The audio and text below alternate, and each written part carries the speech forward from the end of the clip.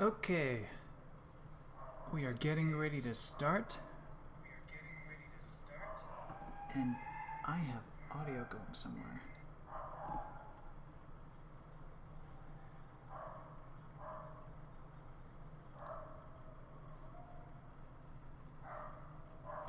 I forgot at 7 everyone starts screaming outside.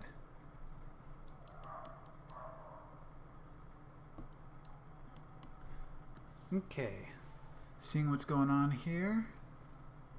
We have got 5 people. And all this is going to be recorded, so I'm going to go ahead and start and see how this goes.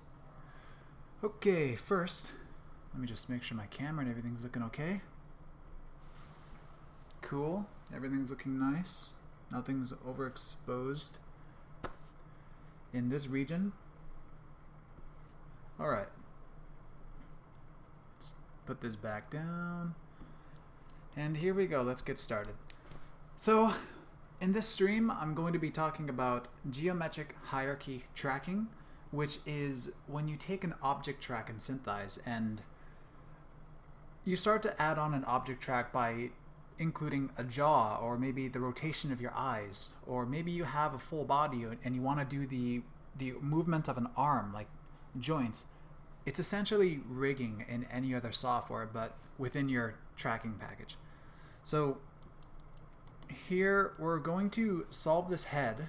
I'm going to do a very basic nodal camera, but I'm also going to have an object solve with a head. Then we're going to move on and use some of these points, use a point here for the jaw, and then we're going to get a couple of these surrounding points around her mouth and use it for to get the animation for her lips and the corners of her mouth. And I'm also going to be, I will be tracking one extra point to get her bottom lip to start animating as well. So to get started here, I'm going to separate out my points because right now they are all kind of grouped together. I started a fresh scene and just have to do a little bit of housework here. So first off, I'm going to grab all these, actually I'm going to go to Shot, Add Moving Object, and move all these points from Camera 1 over to Object 1. And now I'm going to, let's see, start getting a solve going for everything, or at least for the camera. So right off the bat, I'm going to go to Shot, Edit Shot, and change my backplate information. I shot this using a Sony a7S Mark II, which I have a preset for here. If you don't have this information, but you know what camera you shot your footage with, just do a quick Google search, camera model, sensor size, backplate, film back, whatever. There's multiple terms for it, and you can find the measurements that you're looking for, and then type them in here. You need this if you're going to be typing in a focal length.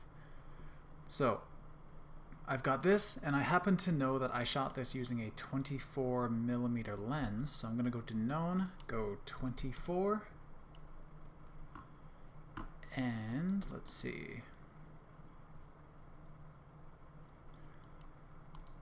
And for some points in her mouth, I'm not gonna make a bunch of other objects to.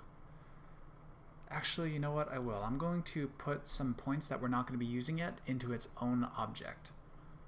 So Shot, Add Moving Object, and I'm just going to name this, give this a name like Null for now. So Camera Objects, Object 2, Null. Just, I'm not going to be touching it. It's just a place for me to temporarily put some points that I'm not going to use. So I'm going to take these moving mouth points and the jaw. Trackers, drag them under Null. No, don't clone them. I want to move them completely. Cool. Now they're out of the way for now while we worry about our head and camera. So, camera. I have 2 trackers here. I only tracked one point and then duplicated it so I can force SYNTHEYES to calculate a tripod. So now Solver, I'm going to go over here, change this to tripod. Slow but sure, might as well have it on. And, ooh, okay. do a solve now, see what happens. So here we see can't locate satisfactory initial frames, and that would be on object 1. So if we go to object 1, I have the head points, and this didn't solve because it didn't find 2 starting frames to get its initial solve off of. There's not a whole lot of an object like this does not take up a whole lot of screen space. So it's kind of hard for SYNTHEYES to pull the data that it wants out of it. So I'm gonna pick a couple frames that I know is going to help us get us somewhere. So a frame like this one and this one here. I'm going to go beginning and end. I'm going to drag this over here and this one right here. So the reason I picked these 2 frames, these two starting frames, the way that programs pull a solve is that they use a process called photogrammetry, which is getting measurements from multiple images. So if you have 2 images, you can kind of start to triangulate a position, a 3D position for everything. But here, it wasn't able to find those 2 starting frames itself, so here I forced it to have those frames. I always find it strange trying to explain the beginning and end frames, so just have to bear with me. So between these 2 frames, it might be able to pull a solve. So I'm going to hit go. Let's see. Can't locate satisfactory frames on what? What did I do wrong? So the null here that I created. This null, where I put these trackers in just to hold our trackers for a later time, is also trying to solve, but these points, the way that they're moving, there's no way for SYNTHEYES to accurately calculate what's going on. So I'm going to go up here, disable null, so that only camera and object 1 are solving. So I should be able to hit go now and see that, yes, magic has happened. So here, let's see. So this looks pretty good, just looking at it like this, but you can see that the nose point has not solved. And if we go into space here, see all these points here stretched out into the distance? That is what the head is currently doing. And this diamond, this is the object.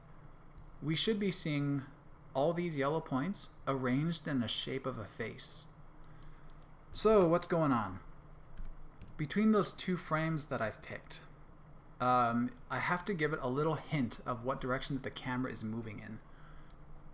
Because it wasn't able to figure it out itself. So if I go over here under the solver mode, I can go to this, I call it a little hints drop down. So you see left, right, upwards, downwards, etc. If I look between my first frame and my second frame, the way that the object is rotating. So the way that the object is rotating, tilting downwards, from the camera's perspective, the camera is moving upwards. So I am going to make the hint. I'm going to make the hint here upwards. So when I hit go,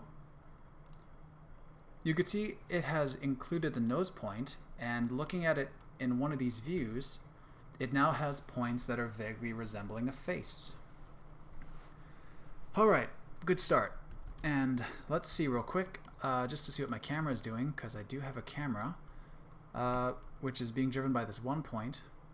Also, if you're wondering what these red rings are, currently right now I have show tracker radar on, which will show you the, what's the word? Well, it'll show you how offset the 3D point in space is from your tracker. Okay. So the camera is doing alright, that little yellow dot. I can toss in a quick image plane just to take a quick peek at what it's doing. Plane, and I will drag it in anywhere, it doesn't really matter because it is a nodal. So there we go, we got something rough and basic going. Because this is 1 point, I don't really trust it to be super good, so I am going to do a very fast smooth on the camera's rotations. Here you can see this noisy pile of hot garbage. And I'm going to go to Solver, Filter Control, Pan, Tilt, Roll, and apply it once. And SYNTHEYES has a weird, funny little quirk about it where when you smooth the curves, you see that there's an odd little spike here that you would have thought would have gotten smoothed out, but it has not. So I'm going to get rid of that. Try to get rid of one of these and try just minimize what's going on. Round it out a little bit.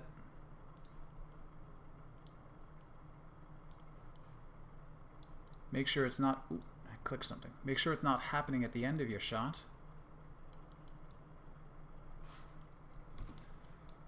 Alright, and now that we have that, I'm going to reset the filter. If you don't reset filter in SYNTHEYES, it's going to always apply the smoothing to every solve that you do, and that's not good because we smoothed it, but usually there's an extra step that you have to take to refine it. But in this case, we're fine.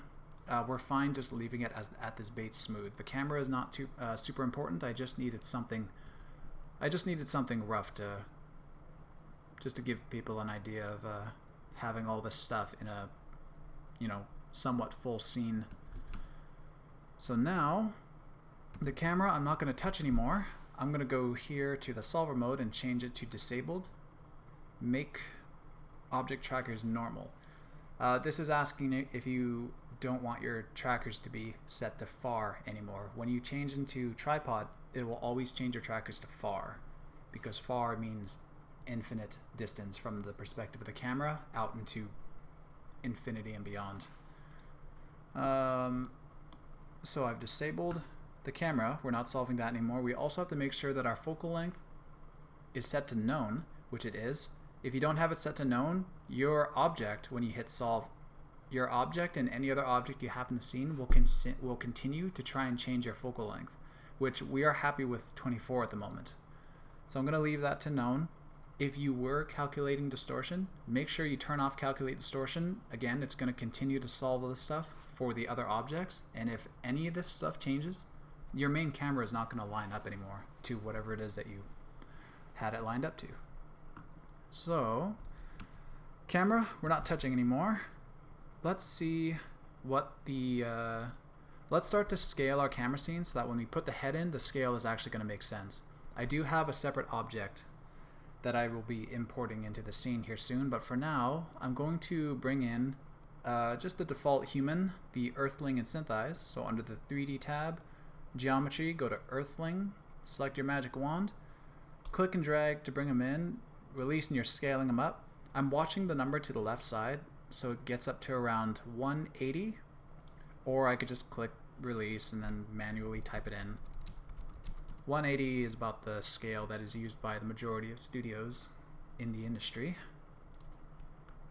So I'm going to select the translation handles here and right click the stuff. Right clicking anything in SYNTHEYES will zero things out. And you could see my guy here actually didn't zero out to the camera, to the center of this grid. He zeroed out to the object because I imported him under Object 1 and not Camera 1. So I'm going to just quickly open up Floating Hierarchy View.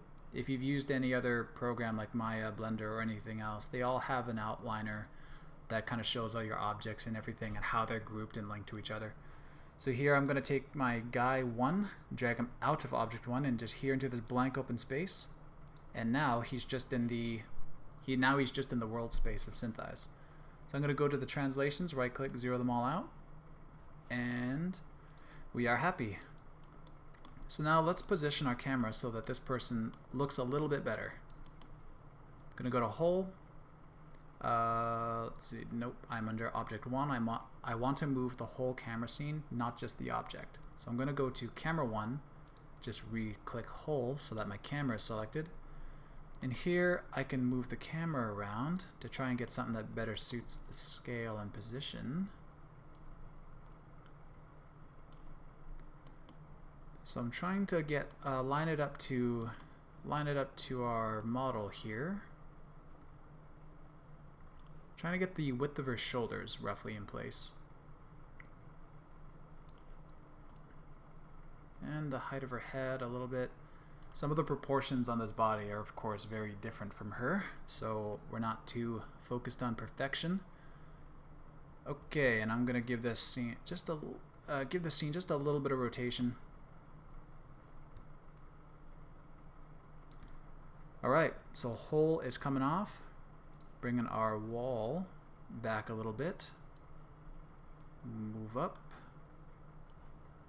Scale. Also, if you're sick of going over here and clicking your translate, rotate, and scale, you can hit W, E, and R on your keyboard. And that shouldn't be too bad because that's pretty much what all programs do nowadays. I know Houdini's got it flipped. Blender's got something different. Maya does it. Unreal Engine does it. I don't remember what 3D Studio Max does. Okay.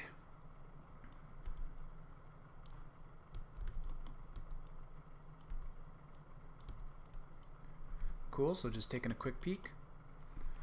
So, now we have this going.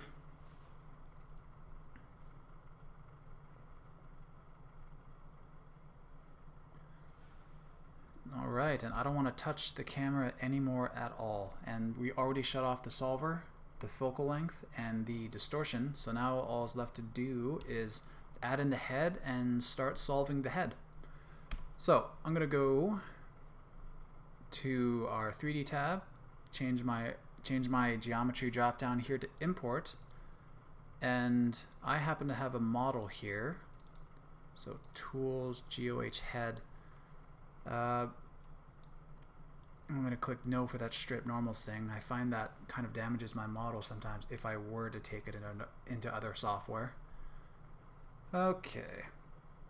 So you can see the head's kind of in the wall there. The wall I actually don't really need to see anymore. That was just really just did that for fun. I didn't need to do any camera orientations for this.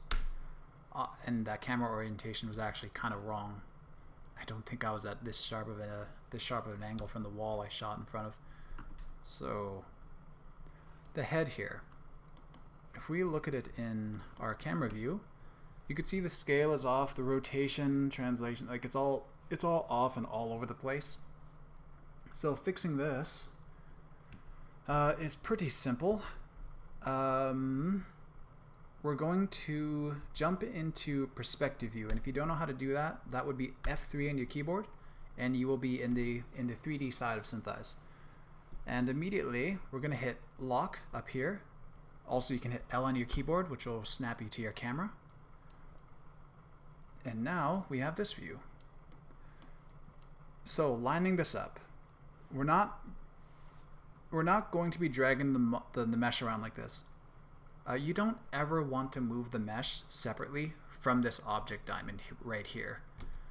It's kind of weird to explain, so just kind of take my word on it for now, and hopefully I'll be able to explain it a little bit better later on. But you'll notice in quad view, like you can always grab the head and move it around, but then it's not, you've shifted it off the center of the diamond. This diamond is going to be your object when you import this track into any other program. And the object, the goal is that if you haven't touched this mesh, when you have this object in any other program, you can import your mesh into that program, group it under your object, and then when you zero out the translations and rotations, that object is going to snap itself center into the object space. And kind of like this, like let's say I imported the mesh and oh, I want it to the diamond.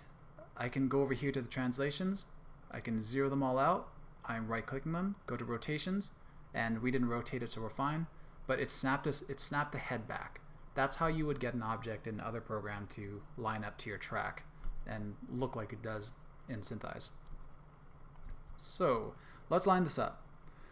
I had to explain that diamond thing real quick. You'll notice when we go, we're going to pin this mesh. We're going to be grabbing the mesh and dragging it around to fit it, and we'll be doing that with pinning. And you'll notice that pinning will actually move the diamond with the mesh. and that is very important. So create edit pins. We're going to go ahead and click this, and you want to grab some of the most easily recognizable features to drag on this mesh. So I'm going to drag the right corner of our eye, bring it in, then I'm going to click and drag on our left eye, or on our right eye, whatever, and you'll see that the object is now rotating and scaling. It's not actually scaling though. If you look in the quad view, I hit 4 on my keyboard instead of F4 to bring up this quad view with the 3D, with the perspective view.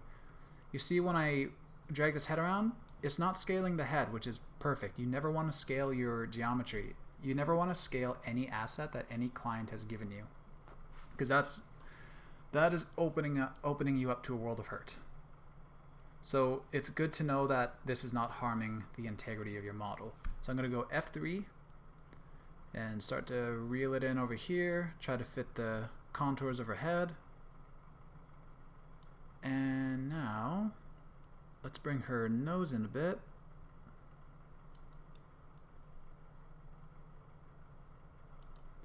Nice. And her mouth, try to drag that in as best as I can. Since this model doesn't match her head very well, we're only going to be able to get so far by pinning this mismatching mesh.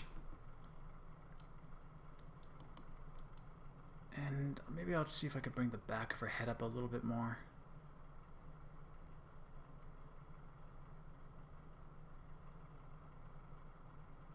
Cool. Almost there. I think we'll leave it. Yeah, I think we'll leave it about there. I'm a fan of that. All right, so now, if I were to play right now, it's lined up that one frame, but not any of the others. So now what we want to do is resolve. But on this one frame, we're going to be projecting these points onto this mesh so that they lock to it, and we keep the position, we keep the head solved as it is.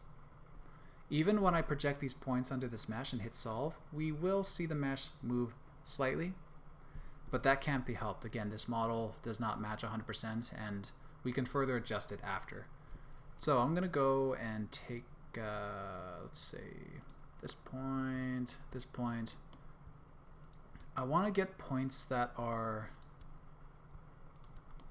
making contact with the mesh, nothing passing through. If this was passing through, there is a fix for it, which I could briefly show in a moment. I kind of don't want to grab this point here by your hairline, because this point is a little bit too far on this, where the mesh is kind of skewed, kind of at an angled, kind of at an angle. So if I were to project that point, let's change my camera. If I were to project that point from the camera and it came and shot out and hit the mesh, that mesh, the angle that it is at, the stronger that angle is, your tracker, you don't really know what point it's going to land on, because the difference of a few pixels can mean that point will land 1 inch after or before where you actually want it to be. And that's a little bit dangerous in my mind. So I always try to get some points that are kind of nice and head on in terms of the facing ratio of your geometry. I'm also gonna grab a point, the point on her teeth. Teeth are a match mover's best friend if you're tracking a head, because they are the most solid things on your head. They are attached to your skull, which is the most solid thing that you could be tracking. Your skin, it slides around on your bone structure, and you smile and your cheeks puff up and your lips curl, and if you raise your eyebrows, your chin deforms. If you flex your ears, your scalp kind of does that weird hair thing people do. So yeah, if you have the opportunity to track someone's teeth, take that chance.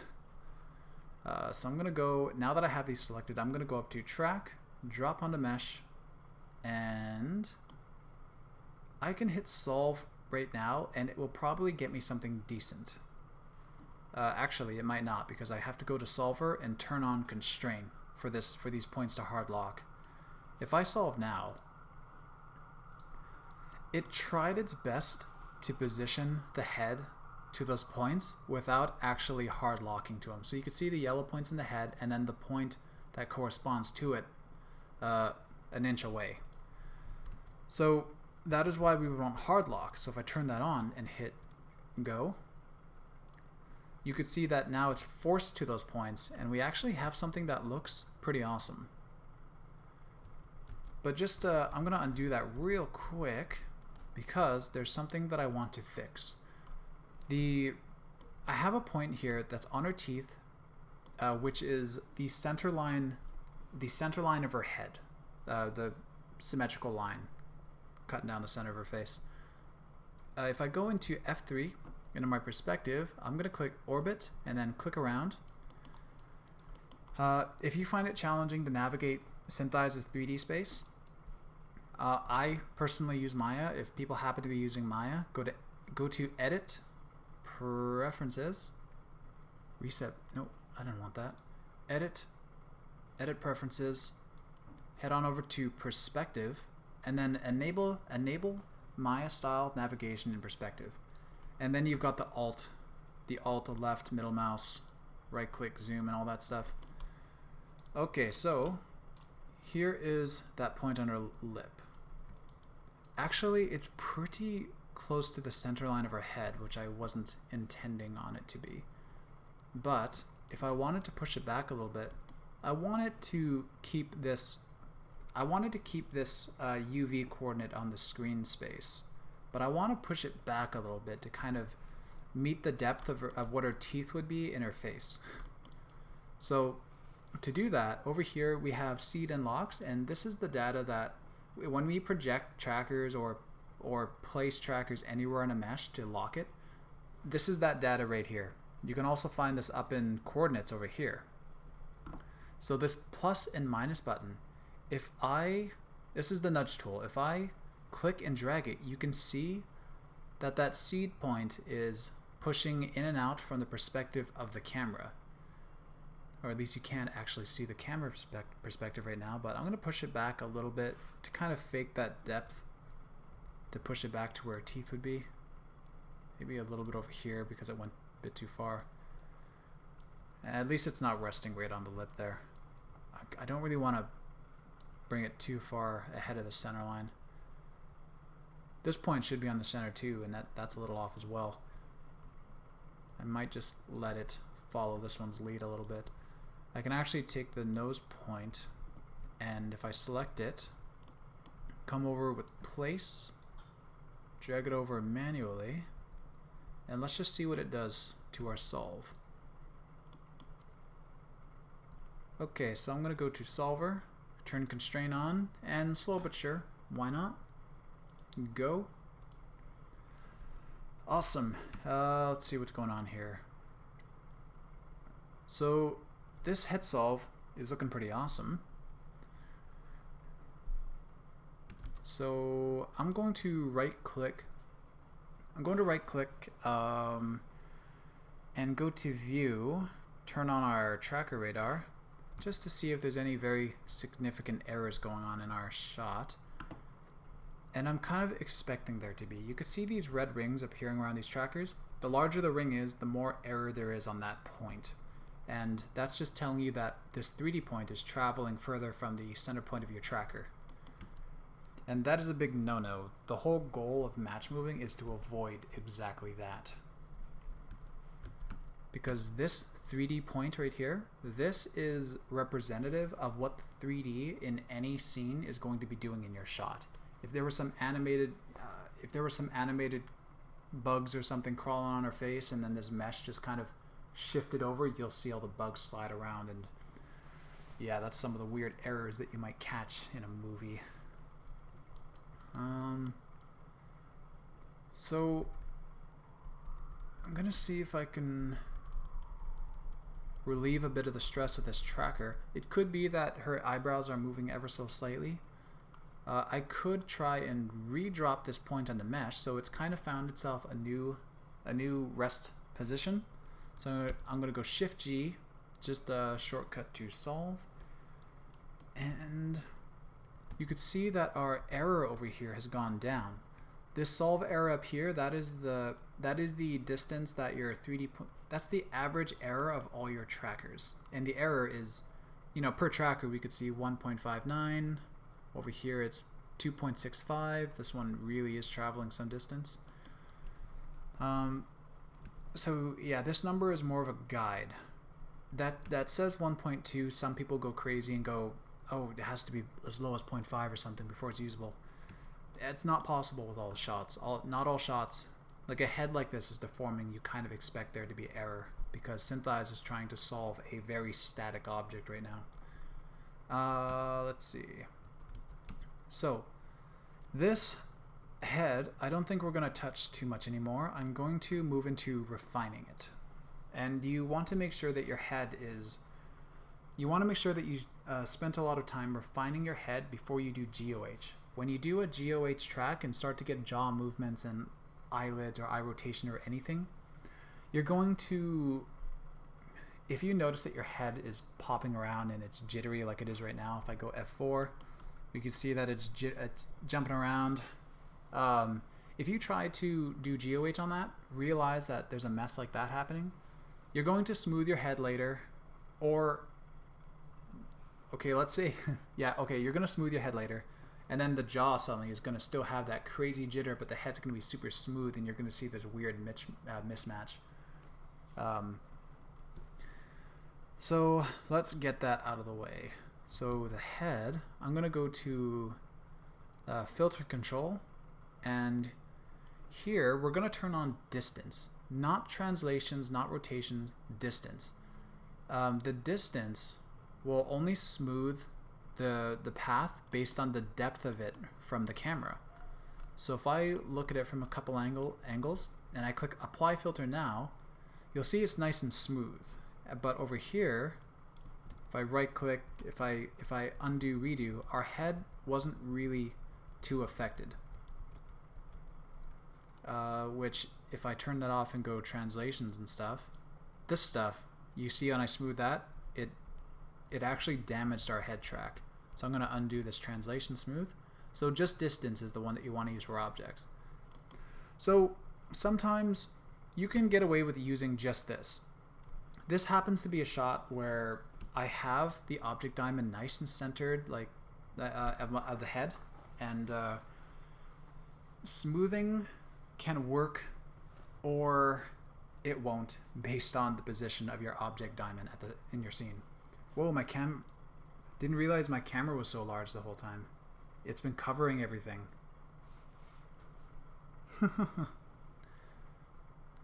Okay. Well, that was a mistake. Gotta remember that next time. Anyway, distance. Let's see. So I smoothed the distance and I was kind of explaining this diamond. Derailed my train of thought here. Anyway, when you export an object out of whatever software you're using and bring it into SYNTHEYES, make sure that your object is nice and zeroed out in the center of your grid, in the center of your world, and then import it to SYNTHEYES. Your head should import with the diamond being at the center. And that means that if you do any smoothing or anything, all that smoothing and rotation is kind of corrected with the epicenter of it being at the center of the head. So it kind of averages it out.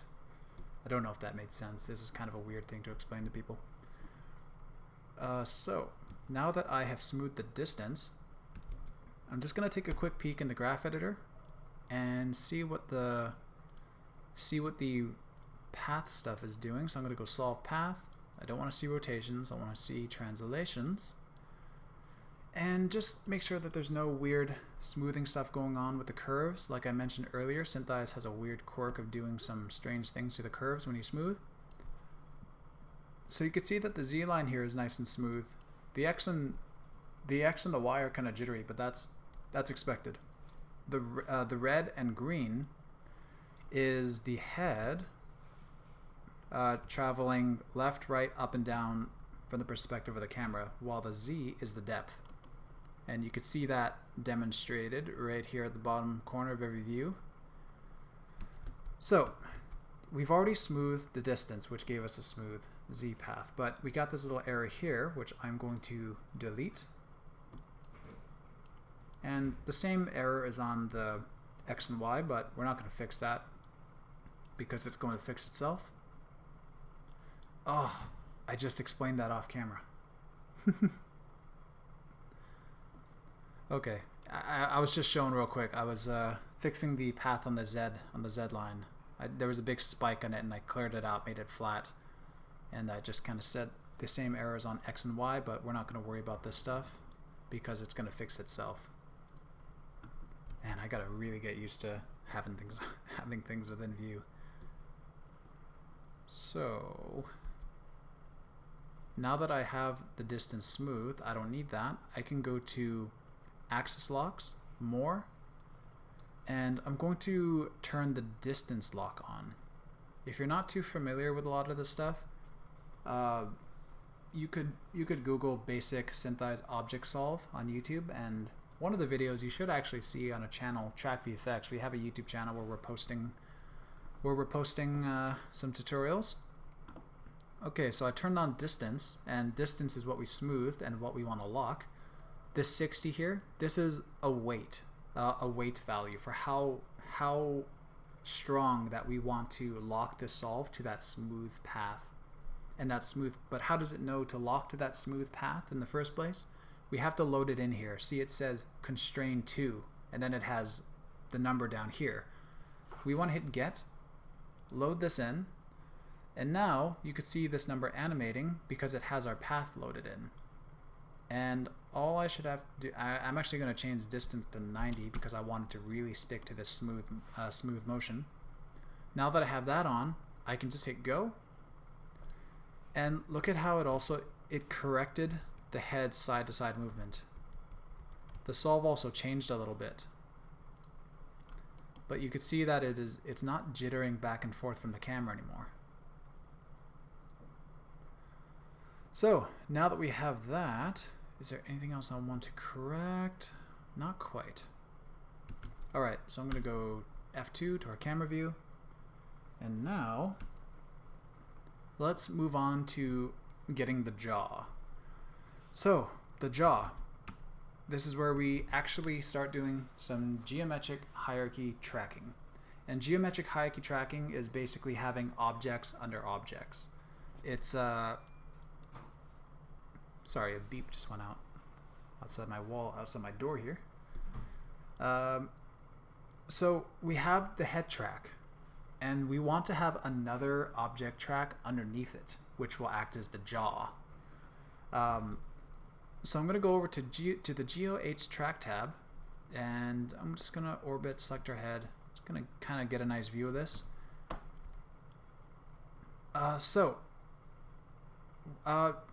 If you were to be doing this in other programs with an animated program, it would be rigging.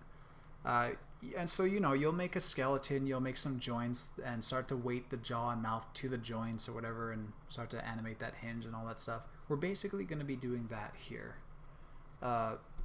And rigging in SYNTHEYES is this GeoH toolbar right here. I'm going to close pinning. I don't need to see that anymore. So, GeoH track. This stuff here is a group of tools designed to place your GeoH objects around. You can highlight and surface and how do you put it? You can weight these vertices to your new GeoH objects. You have some smoothing and a bunch of brush options, and we're gonna go by the ones that I use step by step here, because it's not doing any justice trying to tell you what this stuff does. So the first thing that I do is I'm going to create a joint for the jaw. First thing I want to show really fast, you see the orientation of this diamond? If I go GeoH create, and now we're creating a GeoH object. If I hold, you have to hold shift on your keyboard and then click and drag. So when I'm clicking and dragging, it's making the first object on the plane of Y and X based on our object diamond. And what's nice about that, I'm going to undo, I'm going to look at this head from a side view, and now from this view, if I shift and drag, it is doing it on the center line of the head. So, benefit of that is it makes it easy for me to place a joint perfectly centered for the jaw.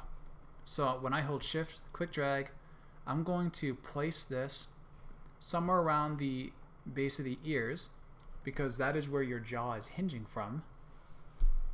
Now that I have that, what is it doing? You can see it actually has a little bone between the main object and the new object. And if we look over to our hierarchy view, off to the side here, it's kind of small. I'm actually going to open up another window to show this. Floating hierarchy view. Again, this view is kind of like your outliner in Maya or any other program. So we have our camera and our object, which I'm going to rename this to head. And then underneath it, we have our trackers, we have the actual head geometry, and then we have object 2, which is going to be our jaw. I'm going to name this jaw. And then there's our null that we made earlier to hide our trackers under. And now, so for this jaw, if we look off to the left side of our window here, we can see we have some options here that kind of resemble the tracker window in some ways. So geometry tracking, or GeoH tracking and SYNTHEYES.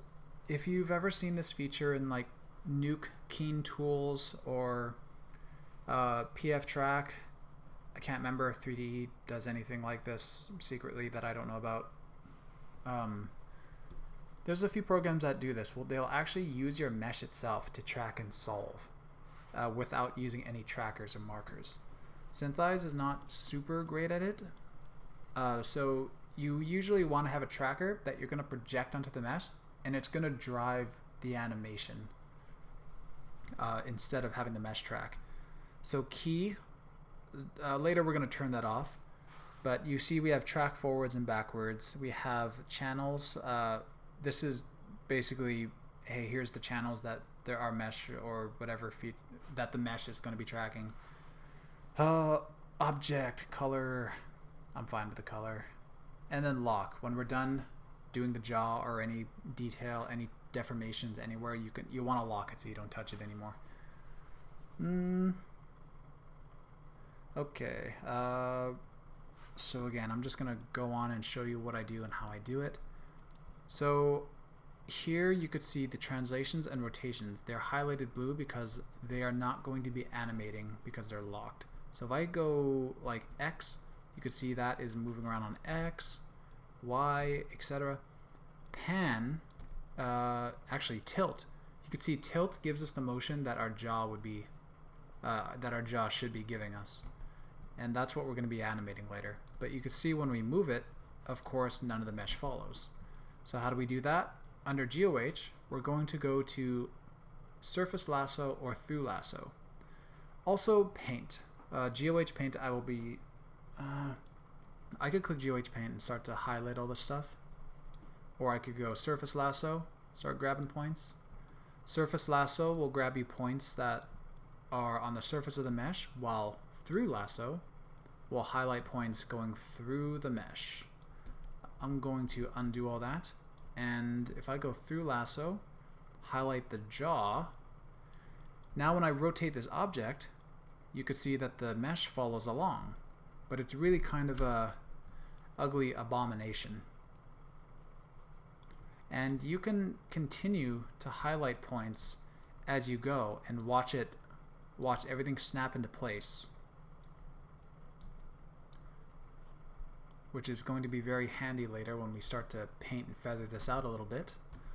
So I'm going to undo this and do it a whole lot better. So I'm going to go Surface Lasso and start to grab me some verts here. Sneak it on in there. If you happen to have made your own mesh for this, kind of make sure there's a little bit of gap in the mouth so it's easy for you to creep in there and do some selection.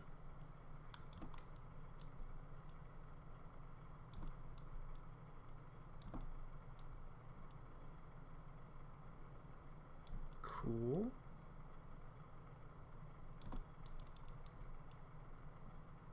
And this would be it for me. So now when I drag tilt around, you could see that we have the head, or the jaw, doing its thing as it should. But now we have this giant, boxy looking Minecraft mouth. So, let's start to feather this out a little bit. Newer versions of SYNTHEYES have a blur weights brush. Here in 1709, I'm using 1709 because it's a little easier to solve in it. The newer versions of SYNTHEYES have this new way of solving, and it's not always consistent. So here I'm going to be using SYNTHEYES, and this is the irritating way of doing this. So I'm going to go over to my GeoH, get airbrush. Airbrush will kind of slowly add an influence as you paint around here. So now you can see we have that, and it's starting to soften up a bit. So I'm going to undo that and do this a little bit better. Also, if you've selected points that you don't want, this works with surface, through, and paint. If you hold control, actually I'm going to grab one of these, like paint. If you hold control, you are minusing out the influence. So undo that, go back to airbrush. So here I'm going to start with minusing out some, ooh, that's strong. So I'm going to undo that. You can see the strength over here. I think by default other people's flow will be at 2. Or at 1. I recently changed mine to 2. Strength 100, I'm going to turn that down by half. So I'm like 40%. So now holding control, you can see that I'm softening this up.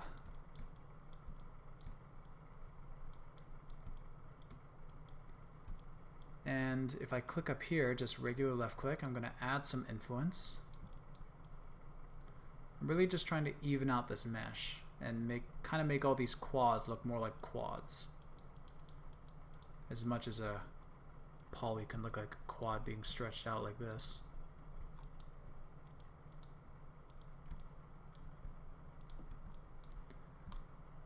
And we can look at that a little bit more later. I'm going to do the same over here. I'm going to expand the brush up. Also, if you don't know how to expand the brush, I should have stated earlier, you have the brush size right here, or you can use the scroll wheel on your mouse. And again, holding control so I can minus out this influence, or minus out this weighting.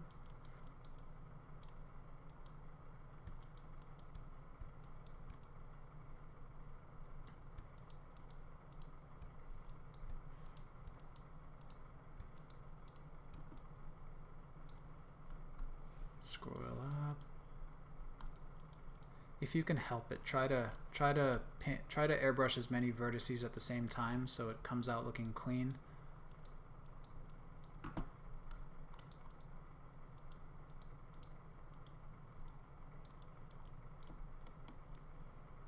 Okay, so I'm going to do a very big gradual brush of the cheek over here, kind of do the same amount on this side. And I did that just so that at the upper part of the face, we now have a little bit of influence going on up there. Also, here you could see that when I move the jaw, the ears are moving in a strange fashion because I used one of my brushes actually passed through the mesh, and you could see the back of the head is being influenced over here. So to get rid of this, I'm going to go, let's go through Lasso, and I'm going to hold control, kind of minus out all these points here. And I'll go to this side as well. And I should have gotten everything. So I'm going to go back to the tilt here and drag it around. Looks like I left a little bit of neck back there. Another thing you can do is you can take the translations here and just drag them, like exaggerate them so that you can see all the faces that are wrong. So through Lasso, holding control. Take a look at the other side. It's looking fine. Okay, and if you want to restore anything that you've done here, just right click. Right click any of the values. Doing right clicks in SYNTHEYES to any spinners or locks will clear things. And now that we have this moving as it hopefully should be, just giving it a quick once over. Awesome, so it looks like we are ready to move on from painting. So I'm going to clear this and I'm going to lock to our camera.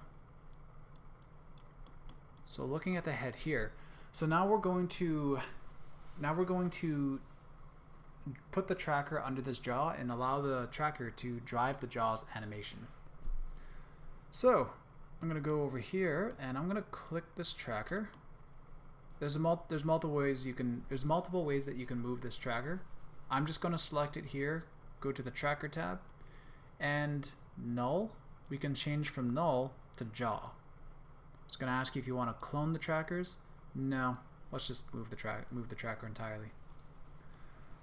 And now, if we scrub ahead, let's find a frame. Actually, let's find a frame where it looks like her jaw is kind of most at rest, which looks like it's here where her teeth are closed. So I'm going to go back to GeoH, and I'm going to select the jaw. I'm going to go into wireframe mode so I can see the bottom here. So first off, we're just going to position this jaw a little bit. So we're going to use some tilt, bring it up so that the bottom of her chin meets the position on the mesh. And this mesh, if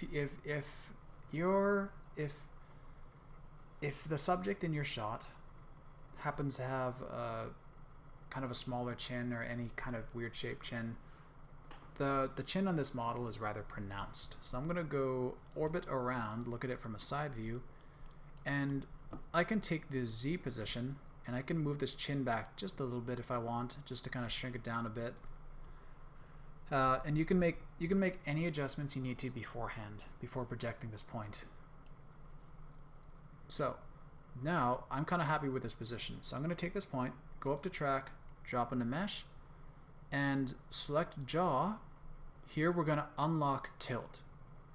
So once I unlock it, now when I hit play, just play, you can see now that the jaw is animating. It only did it in one direction though. So we are going to go to our frame that we started on, swap the direction. You can also use Shift R, play. But one more thing is that in that new direction, there's a key right here, and you can see that the lock is back on. So I'm going to click it, turn it off, and then I can just go back. It's tracking again. Also, this key button here. Earlier I mentioned that the geometry in SYNTHEYES will actually track like in PF Track or Keen Tools. We don't really want that, so I'm going to turn this key off. And you can see it also fixed our last little pop there because that key was on in the first frame. So, giving this a play now. So let's take a look at this jaw. So I'm going to orbit around the head, solid. Oop. You can see that it's starting to do some cool stuff, starting to talk. And if I look at it from the camera's perspective, I'll lock onto this point on her chin. And you can see that the 3D point is actually, it's not directly locked on to the tracker. The reason being is that we only gave this jaw the freedom to rotate. It's only tilting. It's not moving left and right. And your jaw, you can actually move it left and right. We also don't know the exact depth of her jawline in her face. Again, this mesh doesn't match. So we're going to give this jaw a little bit more freedom than just that one axis that I gave it. So going back to GeoH, I'm going to select jaw, and then I'm going to switch tracking direction forward. And let's see, pan is going to move the jaw left and right. So I'm going to unlock that, and let's lock to the camera. Wireframe. So when I play, the tracker is immediately sticking a whole lot better. So if I go F2 so we could see it better, I'll lock on. Ignore the tracker radar, it doesn't really know what to do right now. In fact, I'm going to turn that off. Also, let's make this mesh a little bit more visible. I'm going to go, let's go green. No, let's go blue. Let's go a real solid blue.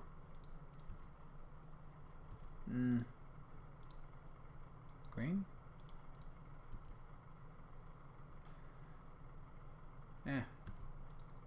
Ooh, orange. Not too intense. Cool.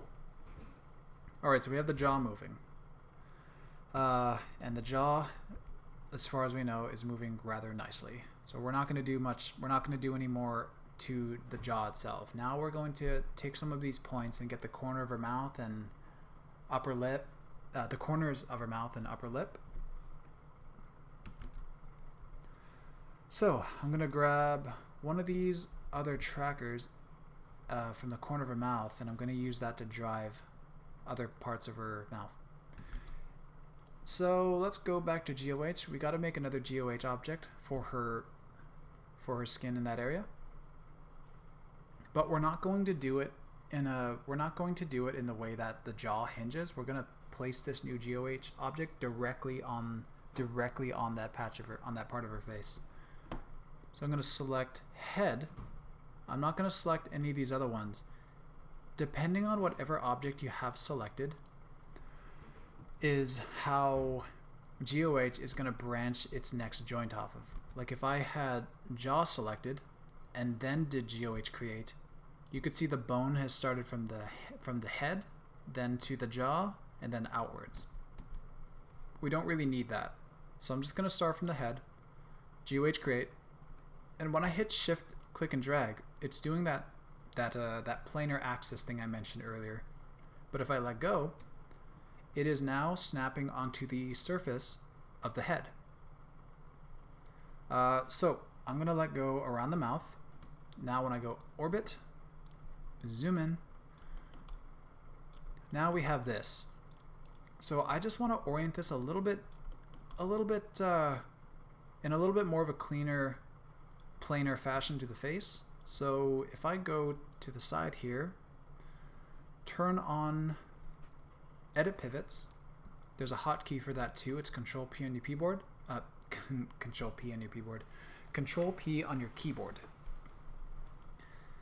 So now that we have that, we can freely move this joint around, which we couldn't do if it was off, because you'd have to do it like this. So edit pivot, and I'm going to move this down a little bit to the corner. And if you want to rotate this, hold Control and then click and drag any of these axes. So there I kind of leveled it up, leveled it off. Bring this over. There, I've just kind of flattened it out a little bit more to the face. Let's do a little more this way. Cool. Go back into solid shade. So now that we have this, we're going to paint in the vertices. So I'm going to go surface lasso. I'm going to grab the corner of her mouth here. And you can see that the points moved a little bit. That's because it stole some of the influence away from the jaw. So the jaw is driving these vertices, and this corner mouthpiece is, driving the vertices that we are now selecting over here. So I'm going to get a little bit more, but it's going to be softer. So I'm going to go airbrush, and I'm just going to scale this up a little bit. Kind of paint a big soft patch in this area. Maybe a little bit bigger. And I don't think that selected anything on the other side, but did it? Yes, it did. GeoH, so airbrush passes through, huh? That's good to know. I'll be honest, I didn't know that. Oh, we have brush through here. So I'm going to change brush to surface. So I'm assuming, let's see, does that fix it? Oh, stop selecting. Yeah, cool. Can you believe I didn't know that? Yes, you can. So now, also I should turn off edit pivot. I don't want to touch this anymore.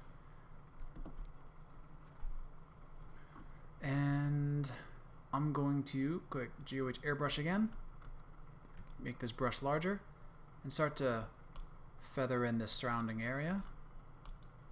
Also a little bit out into the cheek over here. And just a little bit more of the lip.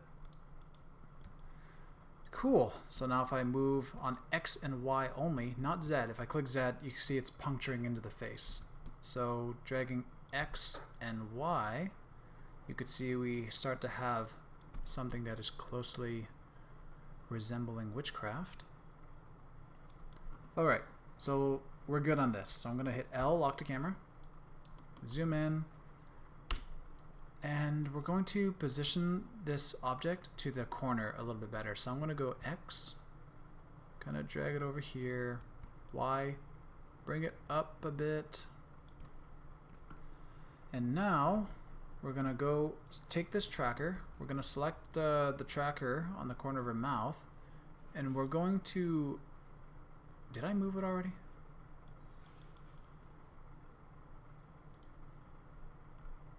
Can't remember if I moved it now. Object 1, I'm going to name this right mouth corner, and select that point. It's going to be under null. Here it is. Drag it under right mouth corner. There we go. And now we can project this point. Drop in the mesh. And we are good to go. So I'm going to turn off that imaged keyer thing. Going to unlock X and Y so that this point can move left, right, up, and down, and hit play. So now you can see the mesh is now being pulled along with that. So what would be nice is at this point, kind of drove more animation outwards into her, out to her cheek. So if we stabilize onto our mouth corner, it'd be kind of cool if this influenced a bit more out here. So while I'm selected, I'm going to go airbrush, paint in a bit more.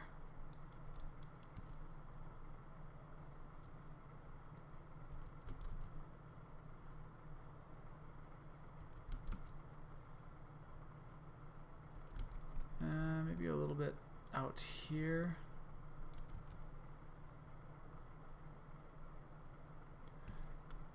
A little bit more over here. And a little bit more up here. Everything's looking pretty messy on screen. I'm going to see if I can clean it up just a bit. I'm going to go to Edit, Scene Preferences, turn Tracking Size down a bit. Get rid of those. Object size, turn that down by quite a bit. Camera size. I did a rehearsal of this earlier. I dragged down camera size. It didn't affect these handles. I knew it did.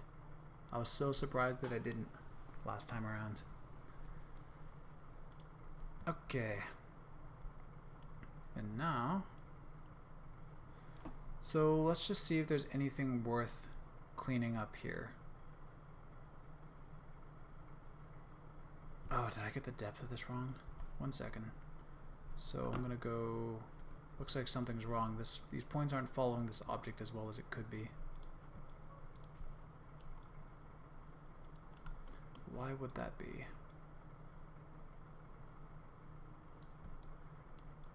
It shouldn't have the influence from this. Earlier I was thinking that there was going to be an error where the influence of the jaw is like these vertices are getting double animation from the jaw and this mouth corner. But it didn't quite turn out to be the case before. So I'm just going to play around for 1 second. I'm going to go to jaw and see if I can go surface lasso and completely get rid of the pull on these.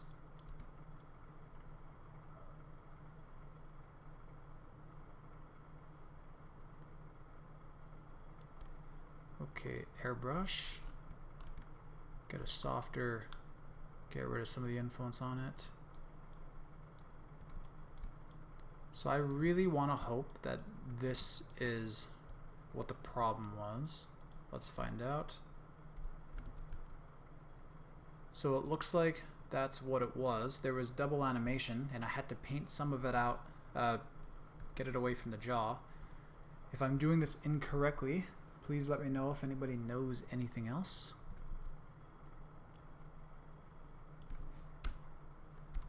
L. I'm gonna go here, paint out some more. I'm gonna go to the jaw. Oh, I guess there's not much more to paint out there. I am gonna get rid of some of the corner here because I don't like how sharp that was.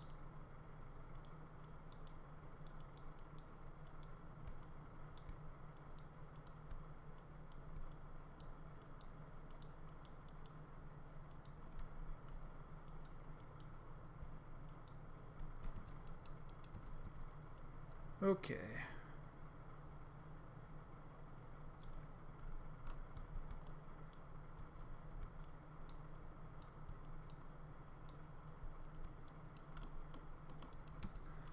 Have a quick look. Cool, that's doing some cool stuff.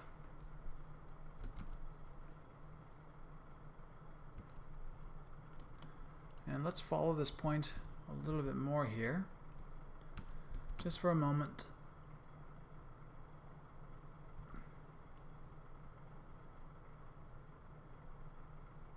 I wouldn't mind if it had a little bit more pull up at the top,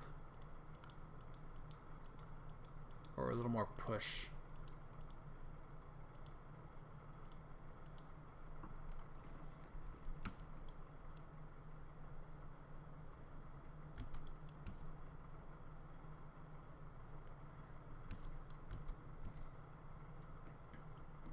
Okay, so we're going to leave that point for now, and we can come back at all this stuff and start to refine everything once we have more points influencing the surrounding vertices. So let's go upper lip. And it's nice because the mesh actually lines up really well in that first frame, so that's going to be our reference frame, no questions asked. GeoH track. Now let's make yet another point. I'm going to go head, going to go GeoH create, shift click, let go of shift. Now we're placing directly onto the lip. And now let's go orbit. Take a look at this. I don't really want this oriented like this, so I'm going to go edit pivot, hold control and click on one of these to rotate it. And I'm making it more planar to the face. Cool. And let's go surface lasso. Grab a good chunk of these points there. And let's go airbrush. Grab some of this stuff. Grab some of this stuff.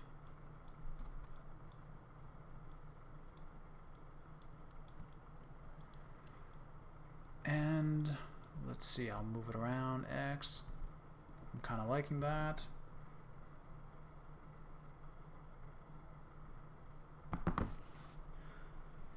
And let's see, what do we got? Awesome. So this is set up. Let's give it another tracker. So I'm going to go over here, grab its upper lip tracker. We're going to drag it out from under null, bring it to object 1. Let's rename that upper lip. Ooh, caps. There we go.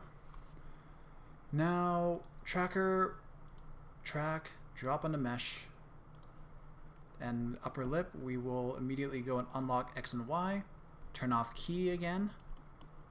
And now play forward. Cool. It's going. Let's give it a little watch here. That looks amazing. Oh man, I wish that was the thumbnail of this stream. Right here.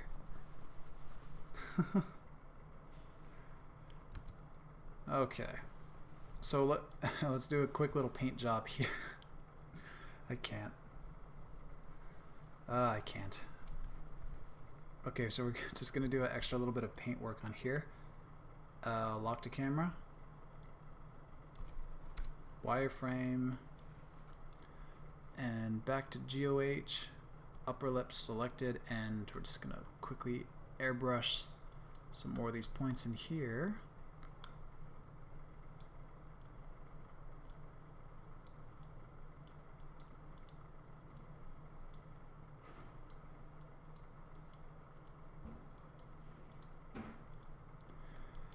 Okay, and I'm gonna kind of mirror what I did on this other side.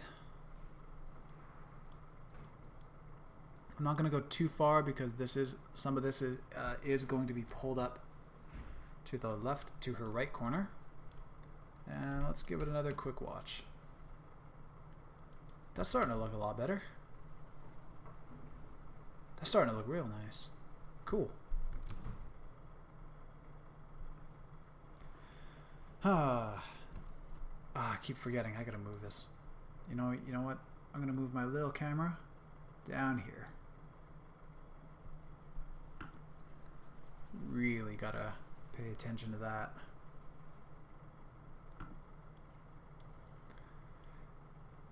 What have we got here? All right, left corner. Okay, back to, we're gonna select, I'm gonna actually collapse a bunch of this stuff and just clean things up a little bit more. So back to head, GeoH, shift click, let go, corner of the mouth, orbit, and edit pivots is still on, good.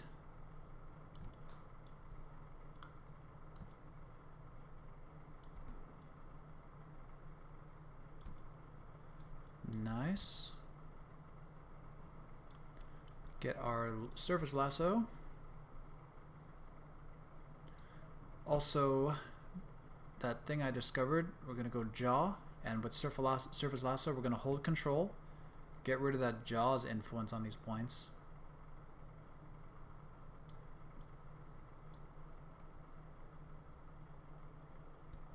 Okay. I'm also going to go airbrush while I'm on the jaw, and I'm going to hold control and lightly brush out some of the jaw's influence on the mesh surrounding this point. This is a very dirty way to do this. Just a little disclaimer. I don't usually work with these meshes directly out of SYNTHEYES. I'm just showing you the tools, how to use them. Usually I kind of make my own rig and my, and then this process will give you a head object, and it'll give you like a jaw object, and it'll give you objects for every piece that you're attaching here. I use those, and I constrain a rig to those. Otherwise, yeah, like the mesh, it's pretty hard to get it 100% in SYNTHEYES.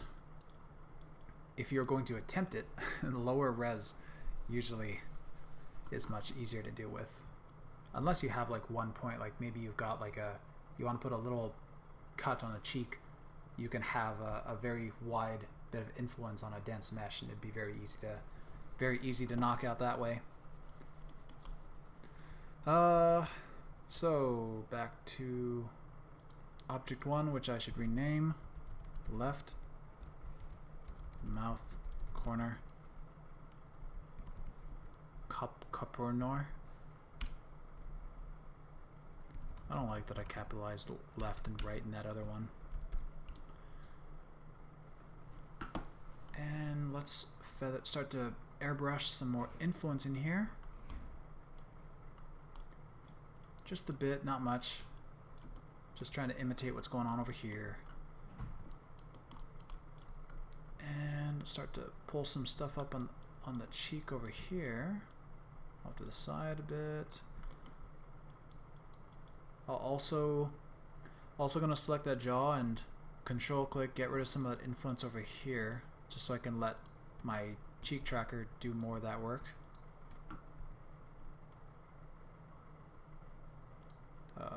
Lost the point. There it is. Cool, adding a bit that influence out there.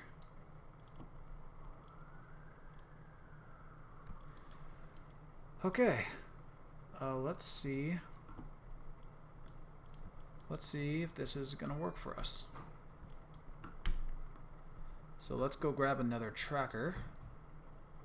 Gonna go to camera view, F2. I hid my trackers earlier with Control J, so I'm gonna bring them back. Get that far corner. Go open up null, drag that point to our left. Also, I'm gonna delete null now because it doesn't have any trackers to contain. And once again, we are going to position this mouth before we project this point. So I'm going to go X and Y. Try to match it up here as best as we can.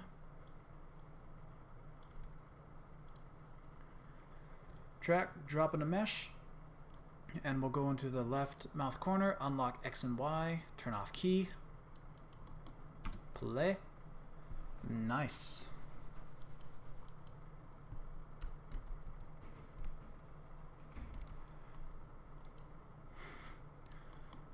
Oh, I never get tired of how funny this looks. Alright, a quick drink of water.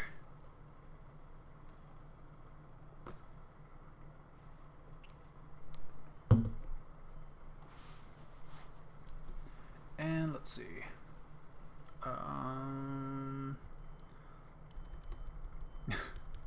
Quick bit of paint work. F3. Where am I? GeoH. Cool, left mouth. L, lock to camera. This is, again, the point where you start to scrub around your shot and see what other frames are doing. Like right here, it looks like we might want to get a little bit of paint in here.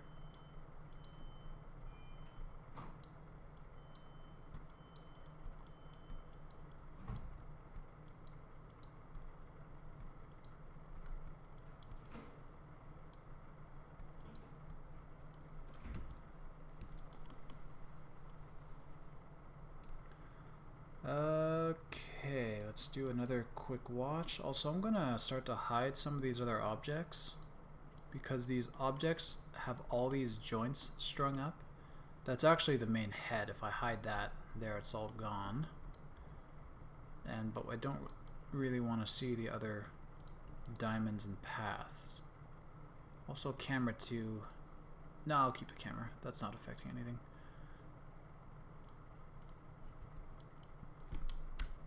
Okay. Now we've got clown makeup. Oh, I gotta keep that looping.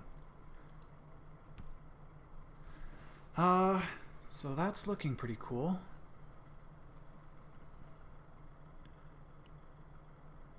So now we have one more part, the bottom lip.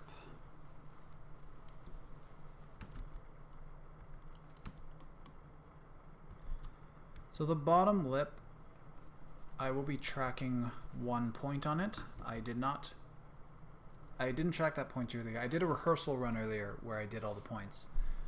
So I am gonna have to do that real quick. But first, let's build up one more for the bottom lip. So head, GeoH create, shift, click and drag, let go on the lip. And I'm going to make sure this is on the center line. Let's orbit around in there, do the same orientation I was talking about. Edit pivots is on. Straighten out that X and Y.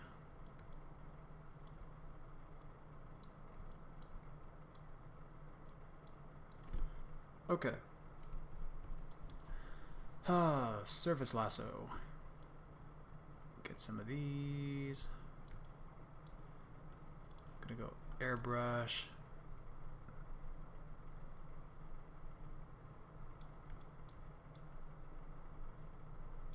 And also, again to the jaw, where I'm gonna go surface lasso, hold control and get rid of its influence on these lip verts.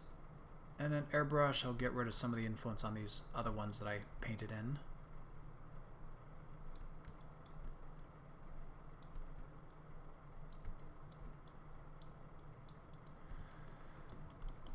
Awesome. Also, let's get rid of some of the jaw influence over here, and then add that into the lip.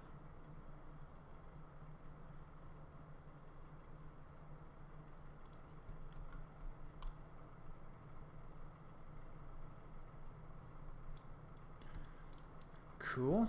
And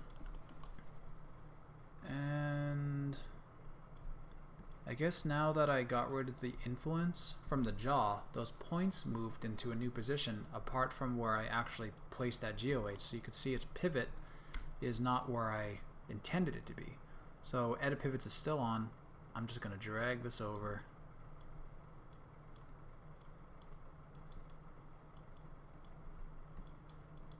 Also, I should rotate this, line it up with the axis of the head.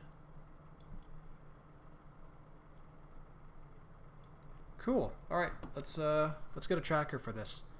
So I'm just gonna make sure I'm under that object 1, which I'm going to rename bottom lip, and I'll immediately start tracking. And this tracker should go under the bottom lip automatically since I'm tracking under it currently. I'm gonna hide the mesh, and let's see. Get this. Okay, let's see how this goes. I'm going to hit Shift O so I can isolate this point.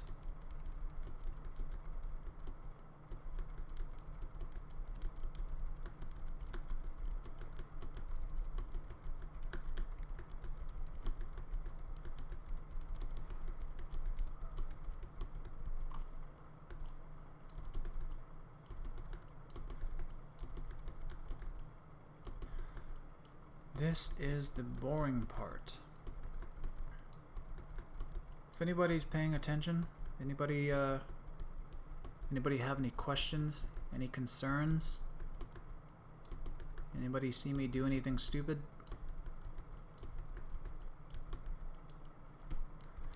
Is this going well at all? Are all 7 people gonna leave me hanging?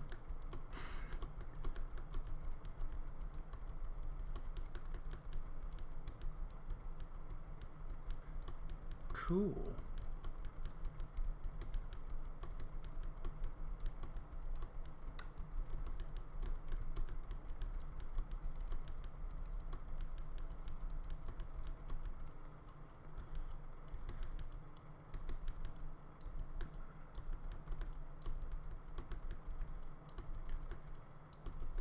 When you're tracking points for GeoH, you definitely don't want to let any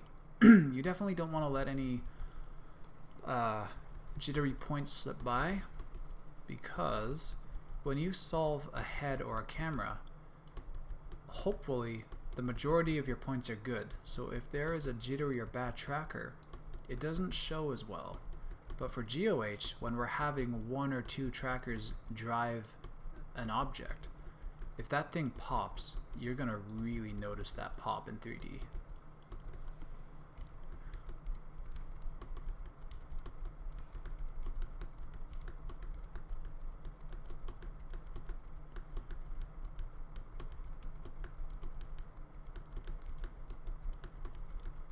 I'm not even trying to make it that perfect for this, honestly. This footage is very crude. Working off of a movie file that I shot like 3 years ago? 4 years ago? I don't know.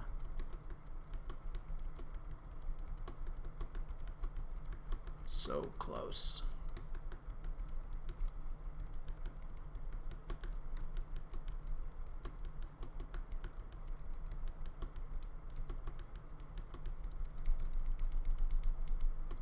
How much time are we at? An hour and 25 minutes. Cool. We're making good time.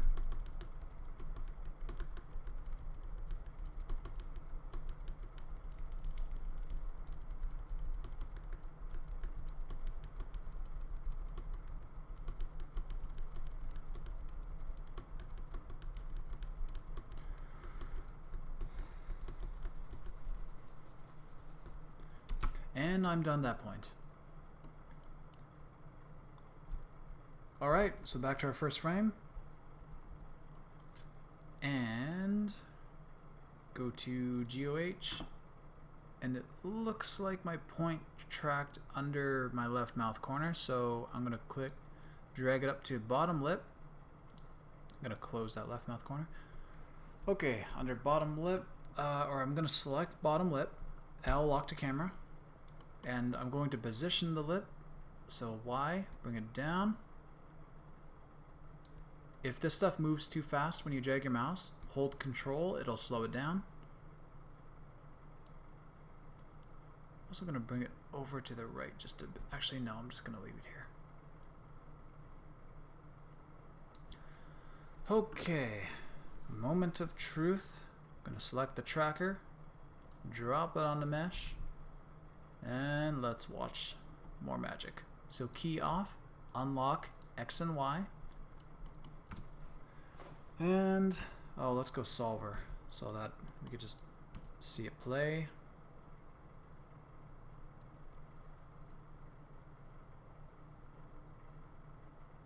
Is that working at the end?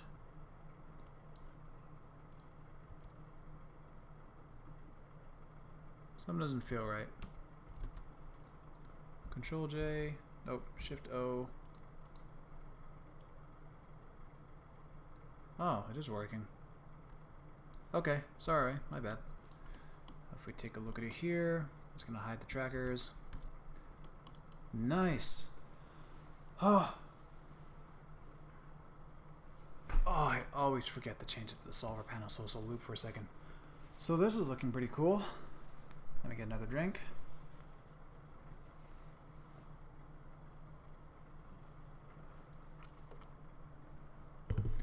Awesome.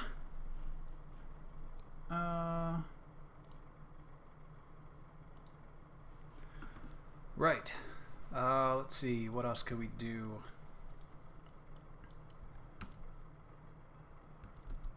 I guess we can quickly take a look at the paintwork on this because I didn't do that.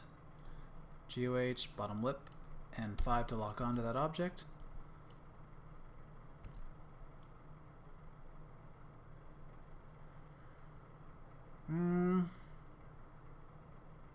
Could I paint a little bit more here? Airbrush. Yeah, just a bit more here. Off to the sides.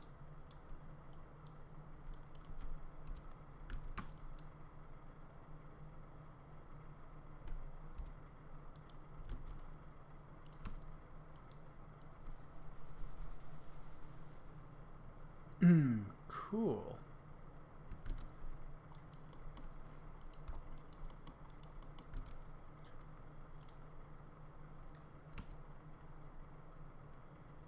So now we have that. Oh, okay. So it looks like I am in a position now where I can jump into Maya to show how I do some brief refinements. Won't be doing a whole lot of refinements because the refining part of this is what takes a long time. Has anybody got any questions? Anybody have anything at this point? By the way, this is all recording. You'll be able to watch this back later. I'll upload this. I'll make sure this is uploaded to the YouTube channel here in the next day or two.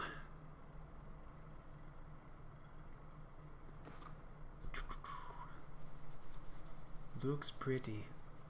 Thank you, poor.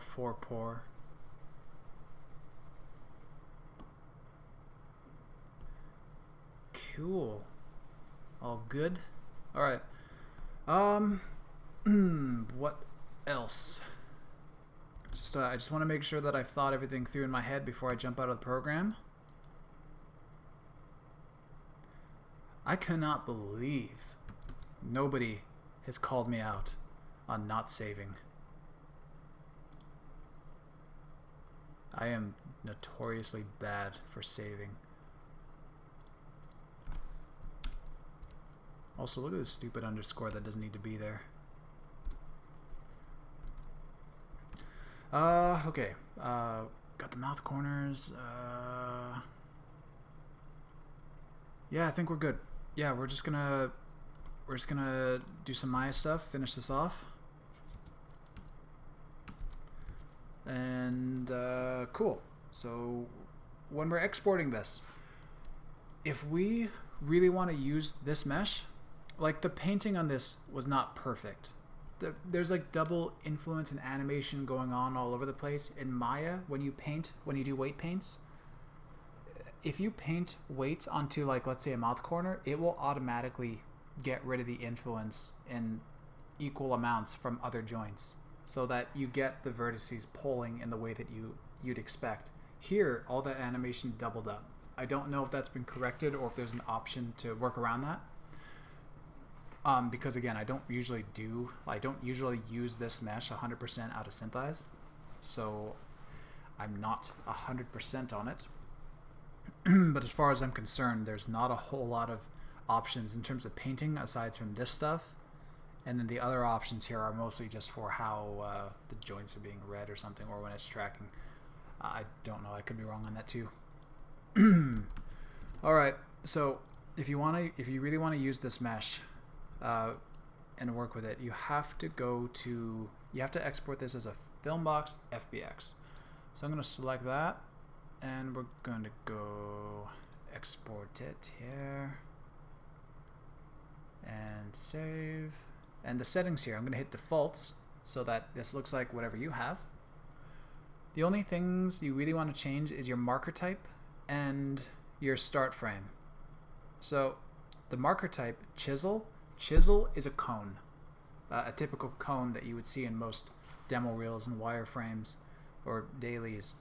But we have our own chisel tool, or cone tool, which I'll be using. So I'm going to go null. Null is what you want. Null will give you the locators. Locators is what you want. And my start frame is at 0, which I am at 0. So, okay. Also, I realize, since I'm doing this off of a movie file, I will want to have an image sequence from Maya. So I'm going to go Summary, Save Sequence, and back to my images. And let's call it... You know, I'm not going to call it anything special. .0000 JPEG, save. Yeah. Awesome. So now we are in Maya. Typical. Yeah. Okay. So file. So anything you export from SYNTHEYES, remember, it puts it into your clipboard, so you can just Control V and paste your path. So I'm going to go File, Import, and I'm importing because this is an FBX. If it were a Maya file, an MA file, I would just open. So with an FBX, I'm going to paste, import, and now zooming out, I'm going to Control Space so I full screen this. You could see we have the head doing its cool animation. And in the background, we have this giant image plane that we don't need. So I'm going to... Actually, we do need that. Sorry, I just undid and brought it back. And look at that, it came back green. Whatever. We're not going to use that in the end. I just need it for now. Because FBX cameras, when you import a camera using the FBX format out of SYNTHEYES, for reasons, if you select a camera, come over out of camera shape into the transform channel or whatever, you could see that our rotation axis is set to 90. This needs to be 0, but if I zeroed it out here, oh my, everything got messed up. So how do we fix that? Here's an easy way that was discovered recently by my boss. So if you take the image plane,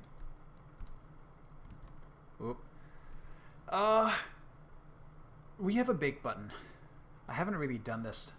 I'm not going to go through the process of doing this manually. Sorry if you got to do this manually, but you want to bake out this plane. So you'll want to have the plane out with the animation like this, and then I can delete it off from under the camera, duplicate the camera, and I don't need the animated camera anymore. So now we have the plane with the animation and the camera without the animation. So put the camera under that plane. So now your camera and plane are acting as they were before. But the camera, now we can go Control A, go to the transforms, and you can see rotate is 90 and rotation axis is still 90. So I'm going to 0 this and then 0 this. And the camera, actually I'm going to do that real quick. Cool, so the camera, you can see when I 0 one, it's messed up, 0 the other. Hey, it's back to normal, and now our transforms are good. Our rotation axis is fixed.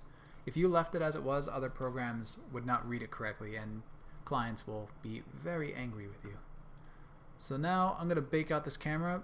Again, I have a bake button. You could just duplicate this out, constrain it to this, and then go edit, keys, bake simulation.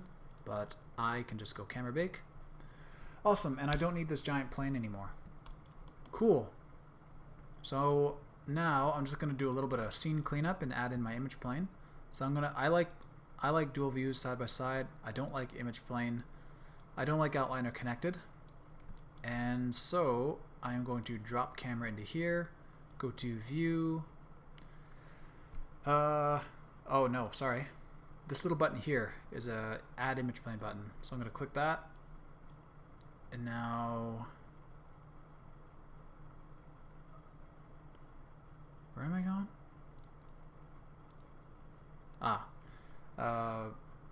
Education and tray face, images, open, use image sequence.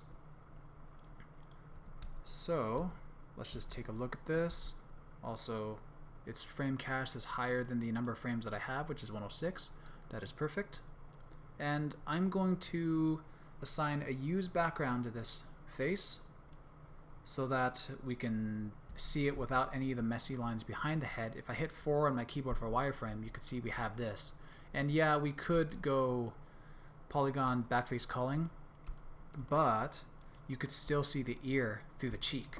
So that's why you use 5 for solid shading, but use a use background shader. Okay, now we have this. When I click off the mesh, oh, it's hidden.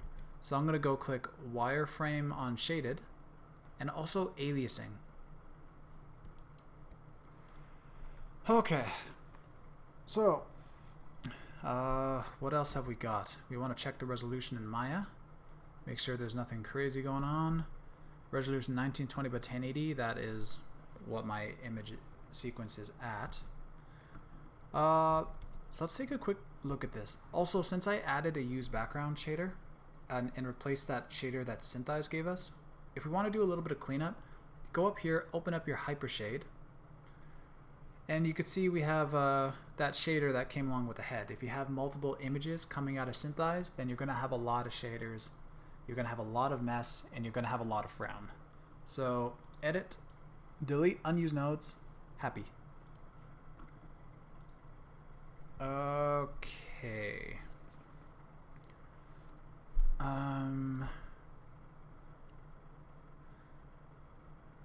Is there anything else?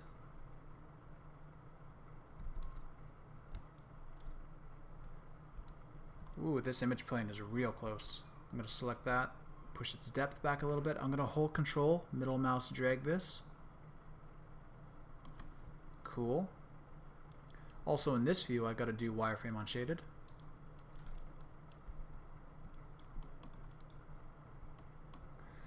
Nice. Okay. So from here, I think I've got everything. I think it's all good to go. Does anybody have any questions or concerns? Jared, I know you talk to me about Euler filter stuff. Which I should probably try and do on this. If I select the head, go Window, Animation, Graph Editor.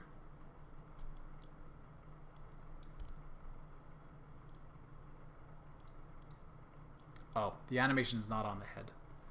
The animation, so the setup that's going on here is you have your head, and then underneath is all these, the jaw and all those different objects all animating. So if you needed to, you can connect a rig and constrain into all this stuff and have it drive a rig for a really janky mocap. So I'm going to select head. That looks really good. Euler filter's not going to do anything to that. Or will it? No, it didn't. Okay. So, okay, cool. So I guess I'm just gonna start doing some refinements. I'm not gonna do a lot of refinements. This is the part where it takes forever. This is the irritating part. The nightmare part, in my opinion. Also, I should say that this is not a method that I would usually do this in. Again, I would not work with the mesh directly out of SYNTHEYES. I would have my own head that I've properly painted the weights for, put some joints on, and did all that stuff, and I would attach, I would then start to constrain that rig to this head and start to constrain all the moving pieces. But that's complicated. That'll be for another video. I'll probably do a really basic rigging video in the future. So let's get a let's look at the mouth, and I'm gonna lock onto a point here. You could see some points look doubled up. That's because one counts as an object and another is a locator, the actual tracker that we had projected on. So I'm just gonna stabilize on one of these.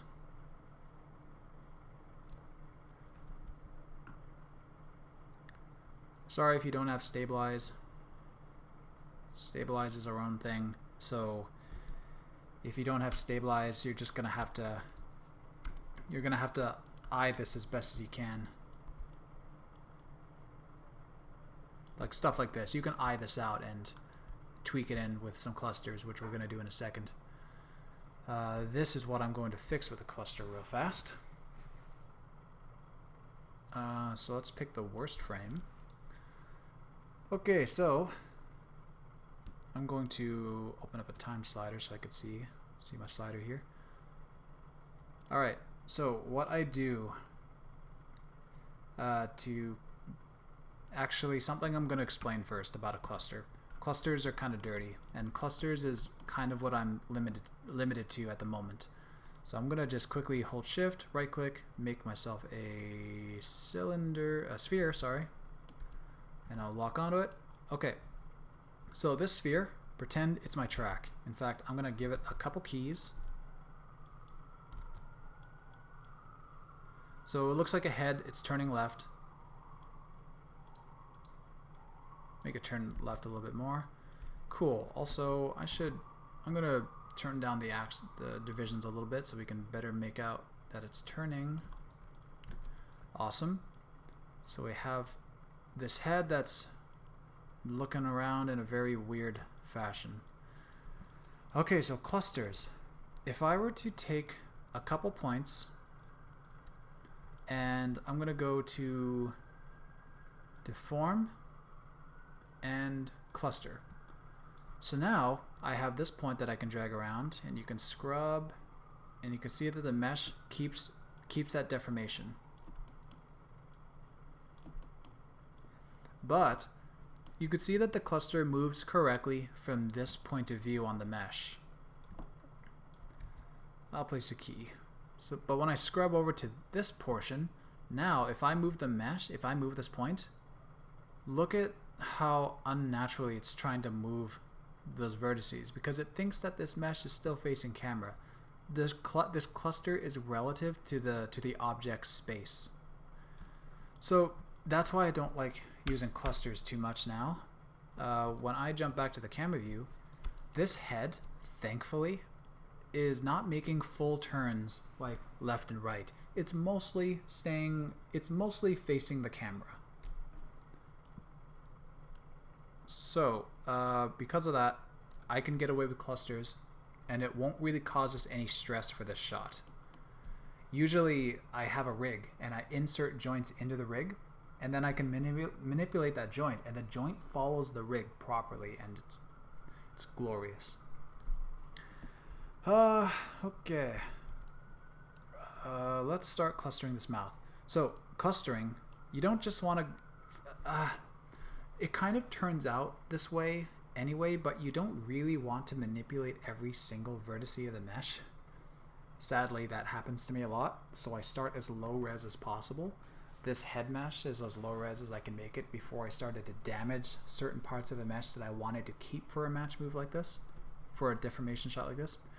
Okay, so I'm going to select some points, shift period so I can grow the selection a little bit, and I'm going to make a cluster. So you can go up to deform and keep making a cluster, but you can hold space, go recent commands, create cluster. So you don't have to keep going through menus. And now with this, I can drag, also this is hard to see because everything's magenta.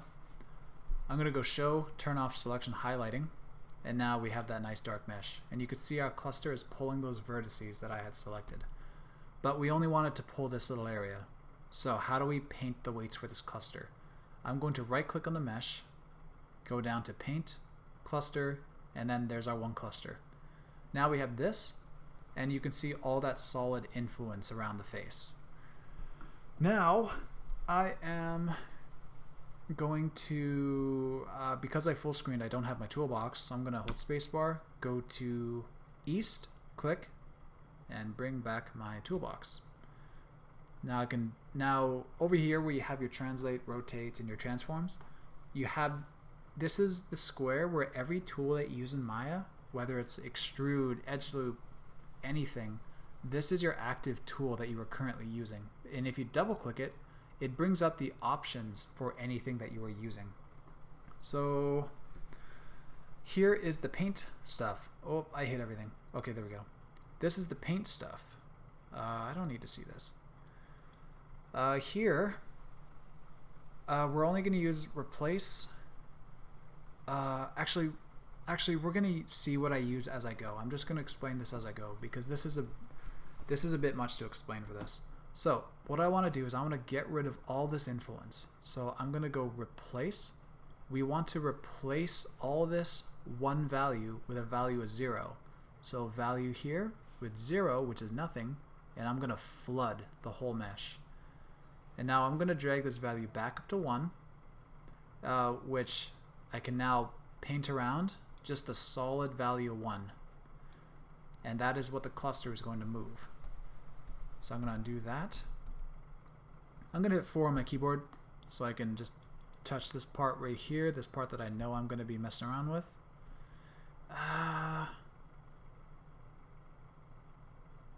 Let's flip this back to value 0, get rid of that. Let's do a smooth. And then I'll go back to replace, get my value 0. Also, my brush is too big. I'm going to hold B on my keyboard, scale it down, click and drag. Okay, let's see what happens when I move this cluster around. So I'm going to bring my outliner back. Cluster 1, and so it's not really, it's not really pulling the rest of this as much as I'd hope. So I'm gonna go back. I'm gonna go back here and right click, paint, cluster.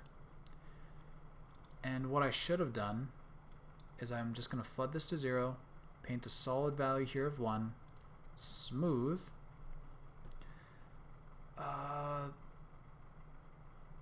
Let's see if this works.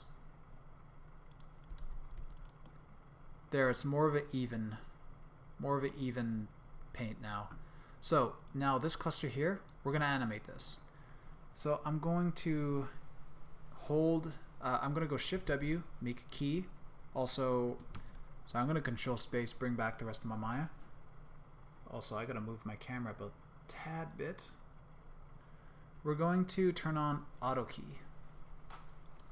So now we can go frame by frame and nudge this lip how it should be. If you want to be a little bit more exact though, if you had to be much more exact, like if you could see more detail in the face and you have the opportunity to do so, so I'm going to cut those points. If you want to lock on to a point, if your mesh has UVs, which I think mine does, Alt 7, ooh. Oh wow, so once upon a time I did do UVs on this, but it turns out I forgot some ugliness. But whatever, this should be fine. If your mesh has UVs, we can lock a vertice, we can lock a locator onto a vertice, and then we can stabilize onto a locator if you have any tools that you found online that you can use. And then we can actually see what's going on here. So I'm going to go create locator and hold V, snap it to the point that we want to lock onto. Just going to look at this in a perspective view. L, lock on. Also, I don't want to see this image plane over here. Looking through camera. Cool. Alright, so at this point, I'm going to go into vertex mode, select the point we want, and then select the locator. And now you want to go to constrain, point on poly.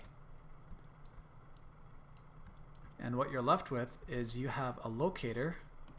Oh, let's turn off selection highlighting in this view as well. So now you have a locator that is sticking to the mesh.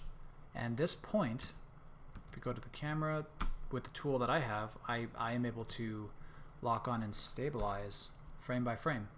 So now the cluster, I'm going to go frame by frame in the shot and just kind of nudge this point onto her lip.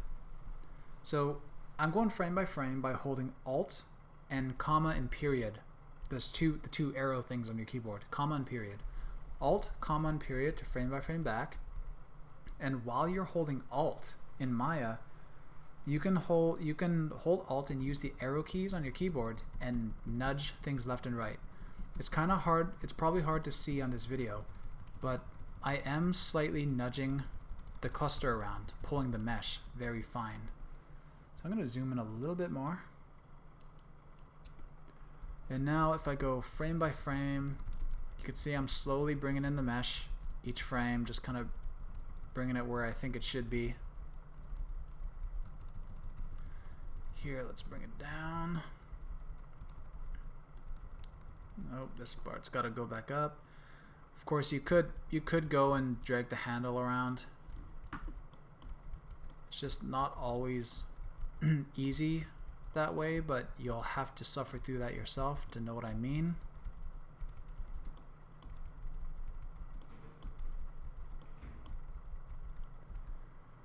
And let's quickly wander the other way. I'm not going to nudge for this video, I'm just going to keep mousing this.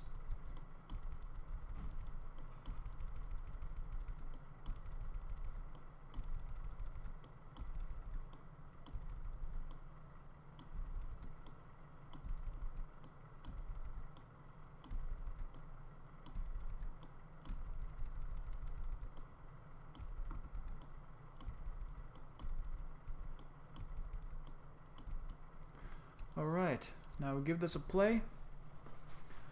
I kept the lip making contact there and it looks pretty alright. And if you guys remember what I said earlier about the about when you're doing GeoH tracking and you have like one point driving different features, you're really gonna notice that jitter. If we look at this sorry, let me lock onto a point on this head.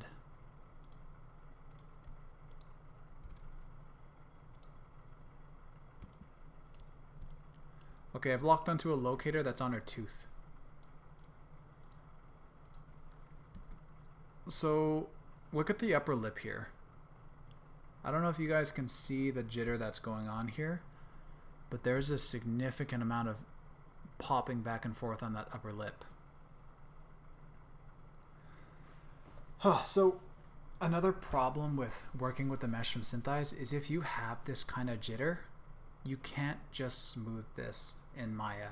You have there is a way where if you bake all the animation to each individual vertex and do some smoothing on some of those curves, but that's kind of very starting to finalize some stuff. And even though you do that, you can still start to animate with clusters on top. You'll be fine. But yeah, so that's just another downside, is if you don't, you can put more than one point on a GeoH and project, and that'll kind of average it out and stop the jitter.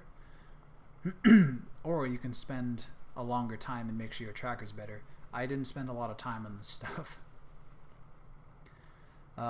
Here, if I needed to though, I could take a good portion of these points. I'm going to select a loop here, shift out, expand it, and now place a cluster. So I could go and nudge this stuff out really quickly. This isn't a very good way to go about this though, but it's just a demonstration of like you can just keep adding clusters everywhere and not be too scared of what you're gonna do.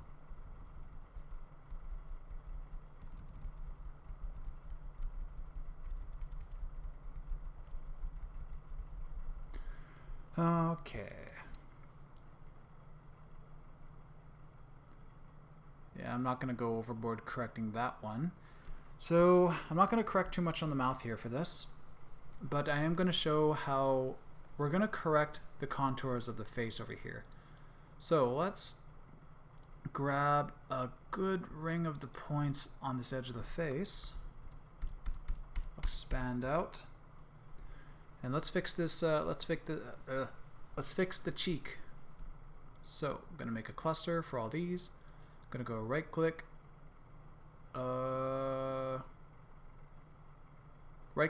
paint, cluster 3, and double click, open up the brush settings, replace with a value of 0, flood it everywhere, and let's go back into 1 and start to brush in and get some faces just on this cheek area over here.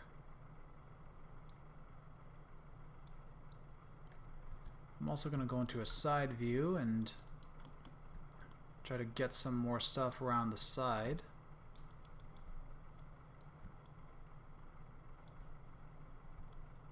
Okay, so my goal here now is that this is going to smooth very nicely and expand out naturally. There we go. So I've got a good chunk of the size of the face. It's soft. Cluster 3. And let's see. If I pull this over now, that looks like a pretty decent fit. I got very lucky with that. Usually I have to make more. Like right here, I might have to make another one in a moment. So I'm going to line it up, place a key, and now we're going to go frame by frame through the shot. Keep nudging it into position.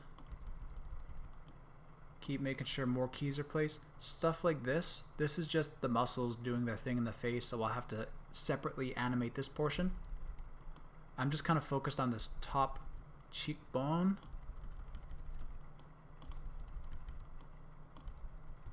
Ooh.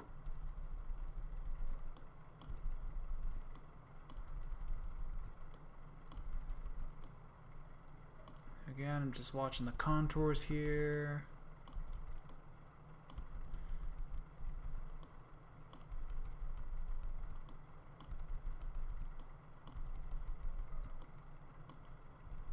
Something like this.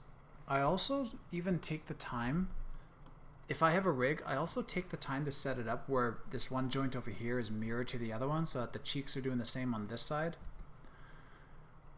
But here you could see this is starting to get a whole lot closer.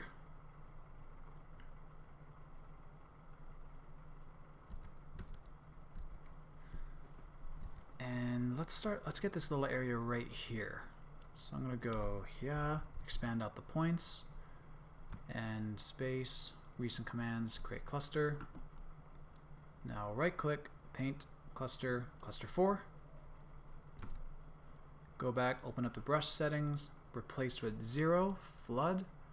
Now back up to a value of 1, and we're going to paint in this area. And I'm not going to paint too much because I'm just going to go smooth, expand it out, maybe just once, maybe just one smooth. Now let's see what's going on. So I kind of want that very bottom vertice that doesn't look like it's coming along. So I'll go right click, paint, cluster, back in there. Open up paint, replace with 1. It's because I didn't paint anything underneath here, and the smooth didn't really have much to kind of fill in this way, and this part kind of lost influence. Let's do another smooth. I might have added a bit too much influence over here. I might have to repaint this. My god, it's amazing. Okay, now let's go frame by frame, clean this up.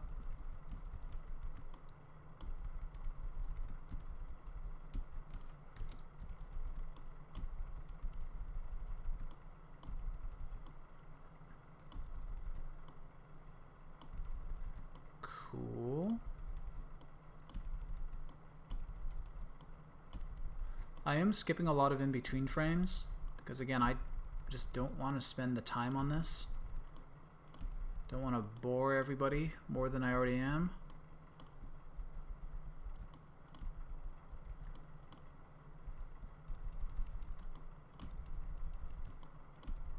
Oops. I was looking at the wrong area. I'm watching this.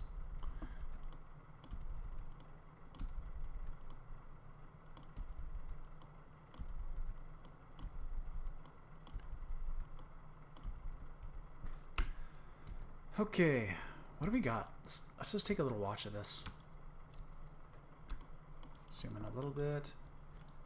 I should change the color of this mesh to something much more brighter.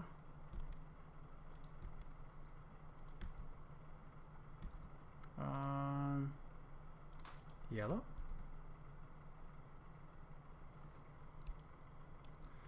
This is looking really cool.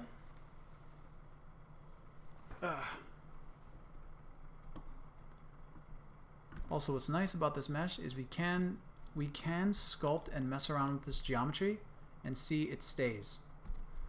So I can go to the side of the head over here, bring this in, and I can sculpt her eye.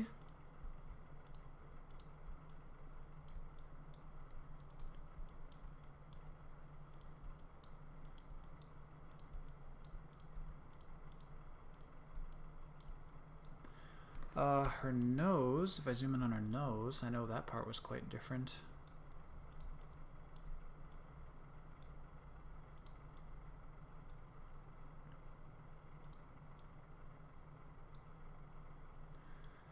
Cool.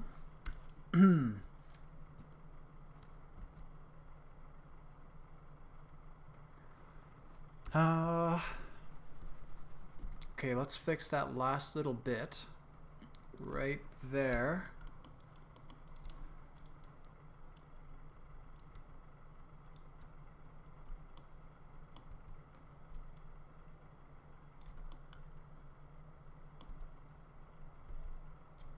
I think I'm going to clean this the dirty way. This is an option, but not an option I usually do. You can directly key the vertices. I don't really like that because it's very hard to get rid of that data later on down the road. Because if you use a cluster, all the animations I did with a cluster, if you realize you don't like it, you just delete the cluster and that's it. But if you animate the vertices and use soft select, you add a lot of animation on a lot of vertices, and then you're gonna lose track of them. And then if you select surrounding vertices like this, you're gonna double up. You're gonna have these weird hybrid keys that you can't just clean up later. but we're so closely to the end of the shot that little fast fixes like this are probably fine. Actually, I'm going to move this nostril in a bit more. There we go.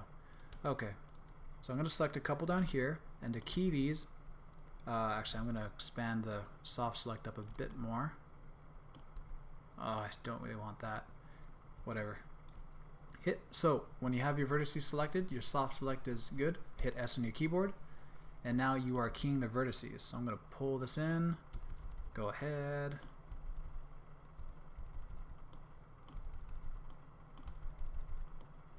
If you are lucky enough to see pores or any like distinguishable blemishes on the skin, you're going to want to try to make sure that you stick to those. Right now I'm kind of fitting the contours of her face. There isn't really enough detail in this footage for me to see anything slide on her skin.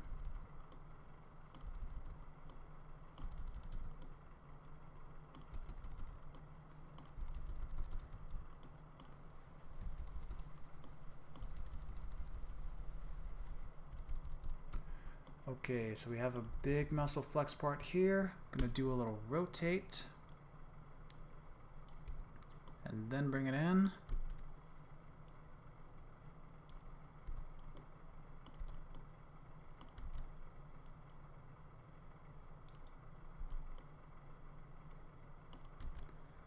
Cool. Oh, I think that's good. Oh, maybe a little bit at the end there. Yeah, cool. Do a quick watch of this.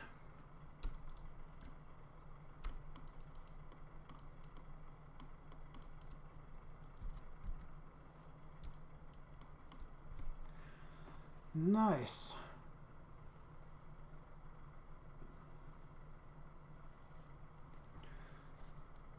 And let's do a quick little object plane for my back wall.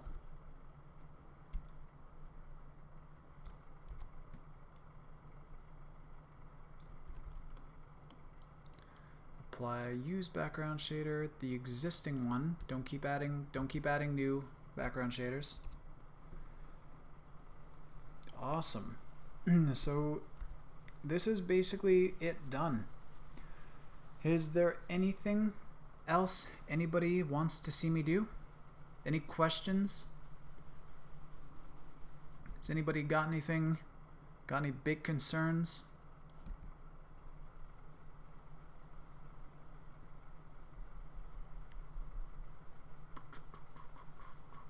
Thank you, News897.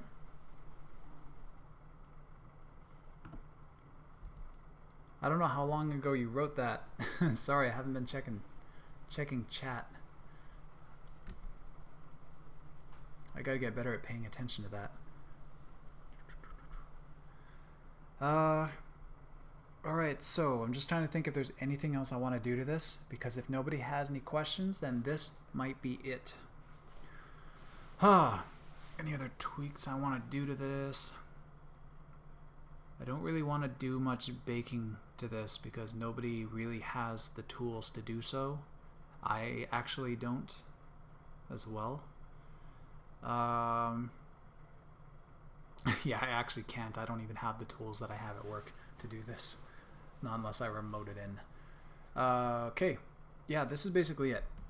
I mean, you could take this head and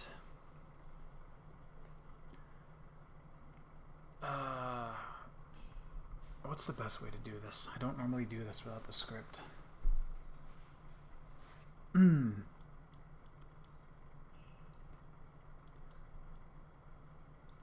Okay, I'm gonna kind of do this a way that I think I would do it for my own project. This is just off the top of my head, so I'm gonna go outliner.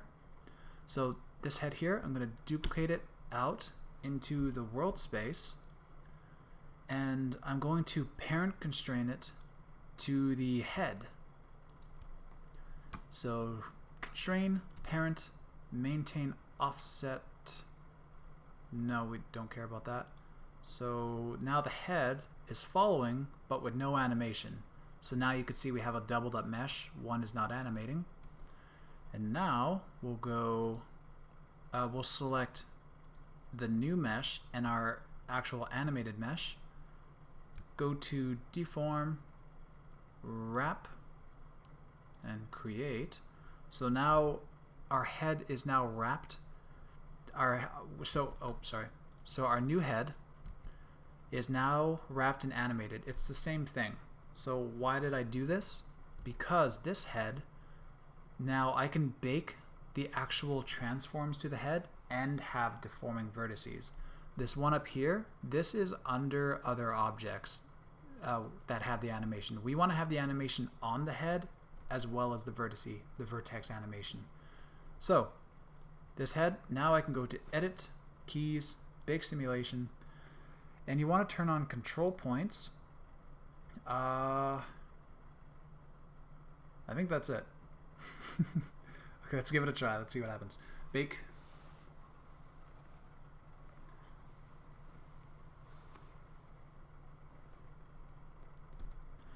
Okay, so now I'm going to delete that constraint, and I'm just going to hide the other head so we can take a look. Alright, and this should be final. Nice. That is it. It's done. So this is as clean as we can make it, and you can export this as an FBX, Alembic, to whatever program you need. Assuming you've done UVs, then you're fine to texture this. If you didn't UV it, you can't UV this head. If you wanted to UV it, what you would have to do is you got to duplicate this mesh out so you have a separate one that you're working on. Do your UVs, and then you would select this head, go up to something like mesh, transfer attributes, and you can transfer UV your UV sets, and it'll copy the UVs onto this one. And that would be it. So, once again, any final questions? I can also get rid of all this cluster crap now. Normally I would version up, I would save, before I do any cleanup work or baking, I would save the file, version up, and then I would clean this up in a new file, and then delete all the clusters, keep just head anim, bg wall, camera shot cam underscore what did I call this, tray 001. At track we happen to put the number of frames for the shot in here, so I'm going to put 106 at the end, and then FMS for frames. The camera trackers, I don't really want it under another locate. What is this? Oh yeah, I only had 2 cheap trackers for my camera nodal. I'm going to get rid of these, delete this locator, and put these trackers into a proper group. Call it locators. Now I'm going to take that old head I don't need anymore. BG wall head anim, group up into a set proxies folder. Nice and clean. I'm going to select these 3. I have a script for grouping this into layers. Oh my god. I have a script that lets me group this into layers here. So if I click that, you can see I'm going to delete this layer 1 that I made a while ago. Delete. You can see we have layers for locator, camera, and set proxies. Of course, you can make your own. You can select your folder. Is it this one? Oh my god. Or was it this one? Was this one? It's not giving me a... Create new layer and assign selected object. Yeah, you could select your group, create new layer, and assign selected objects, and then kind of color code and name it whatever you need just to clean it all up. Okay. So this would be it. This is done. Cool. Alright, I'm going to stop this. This whole thing has been is being recorded. So if you wanted to go check it out, we do have a YouTube channel. So here you could see we have track VFX, and we have a basic camera solve, basic object solve, and a 2D tracking for beginners. You will see this video uploaded eventually, soon hopefully. But yeah, enjoy your night, and I'm gonna stop. See you.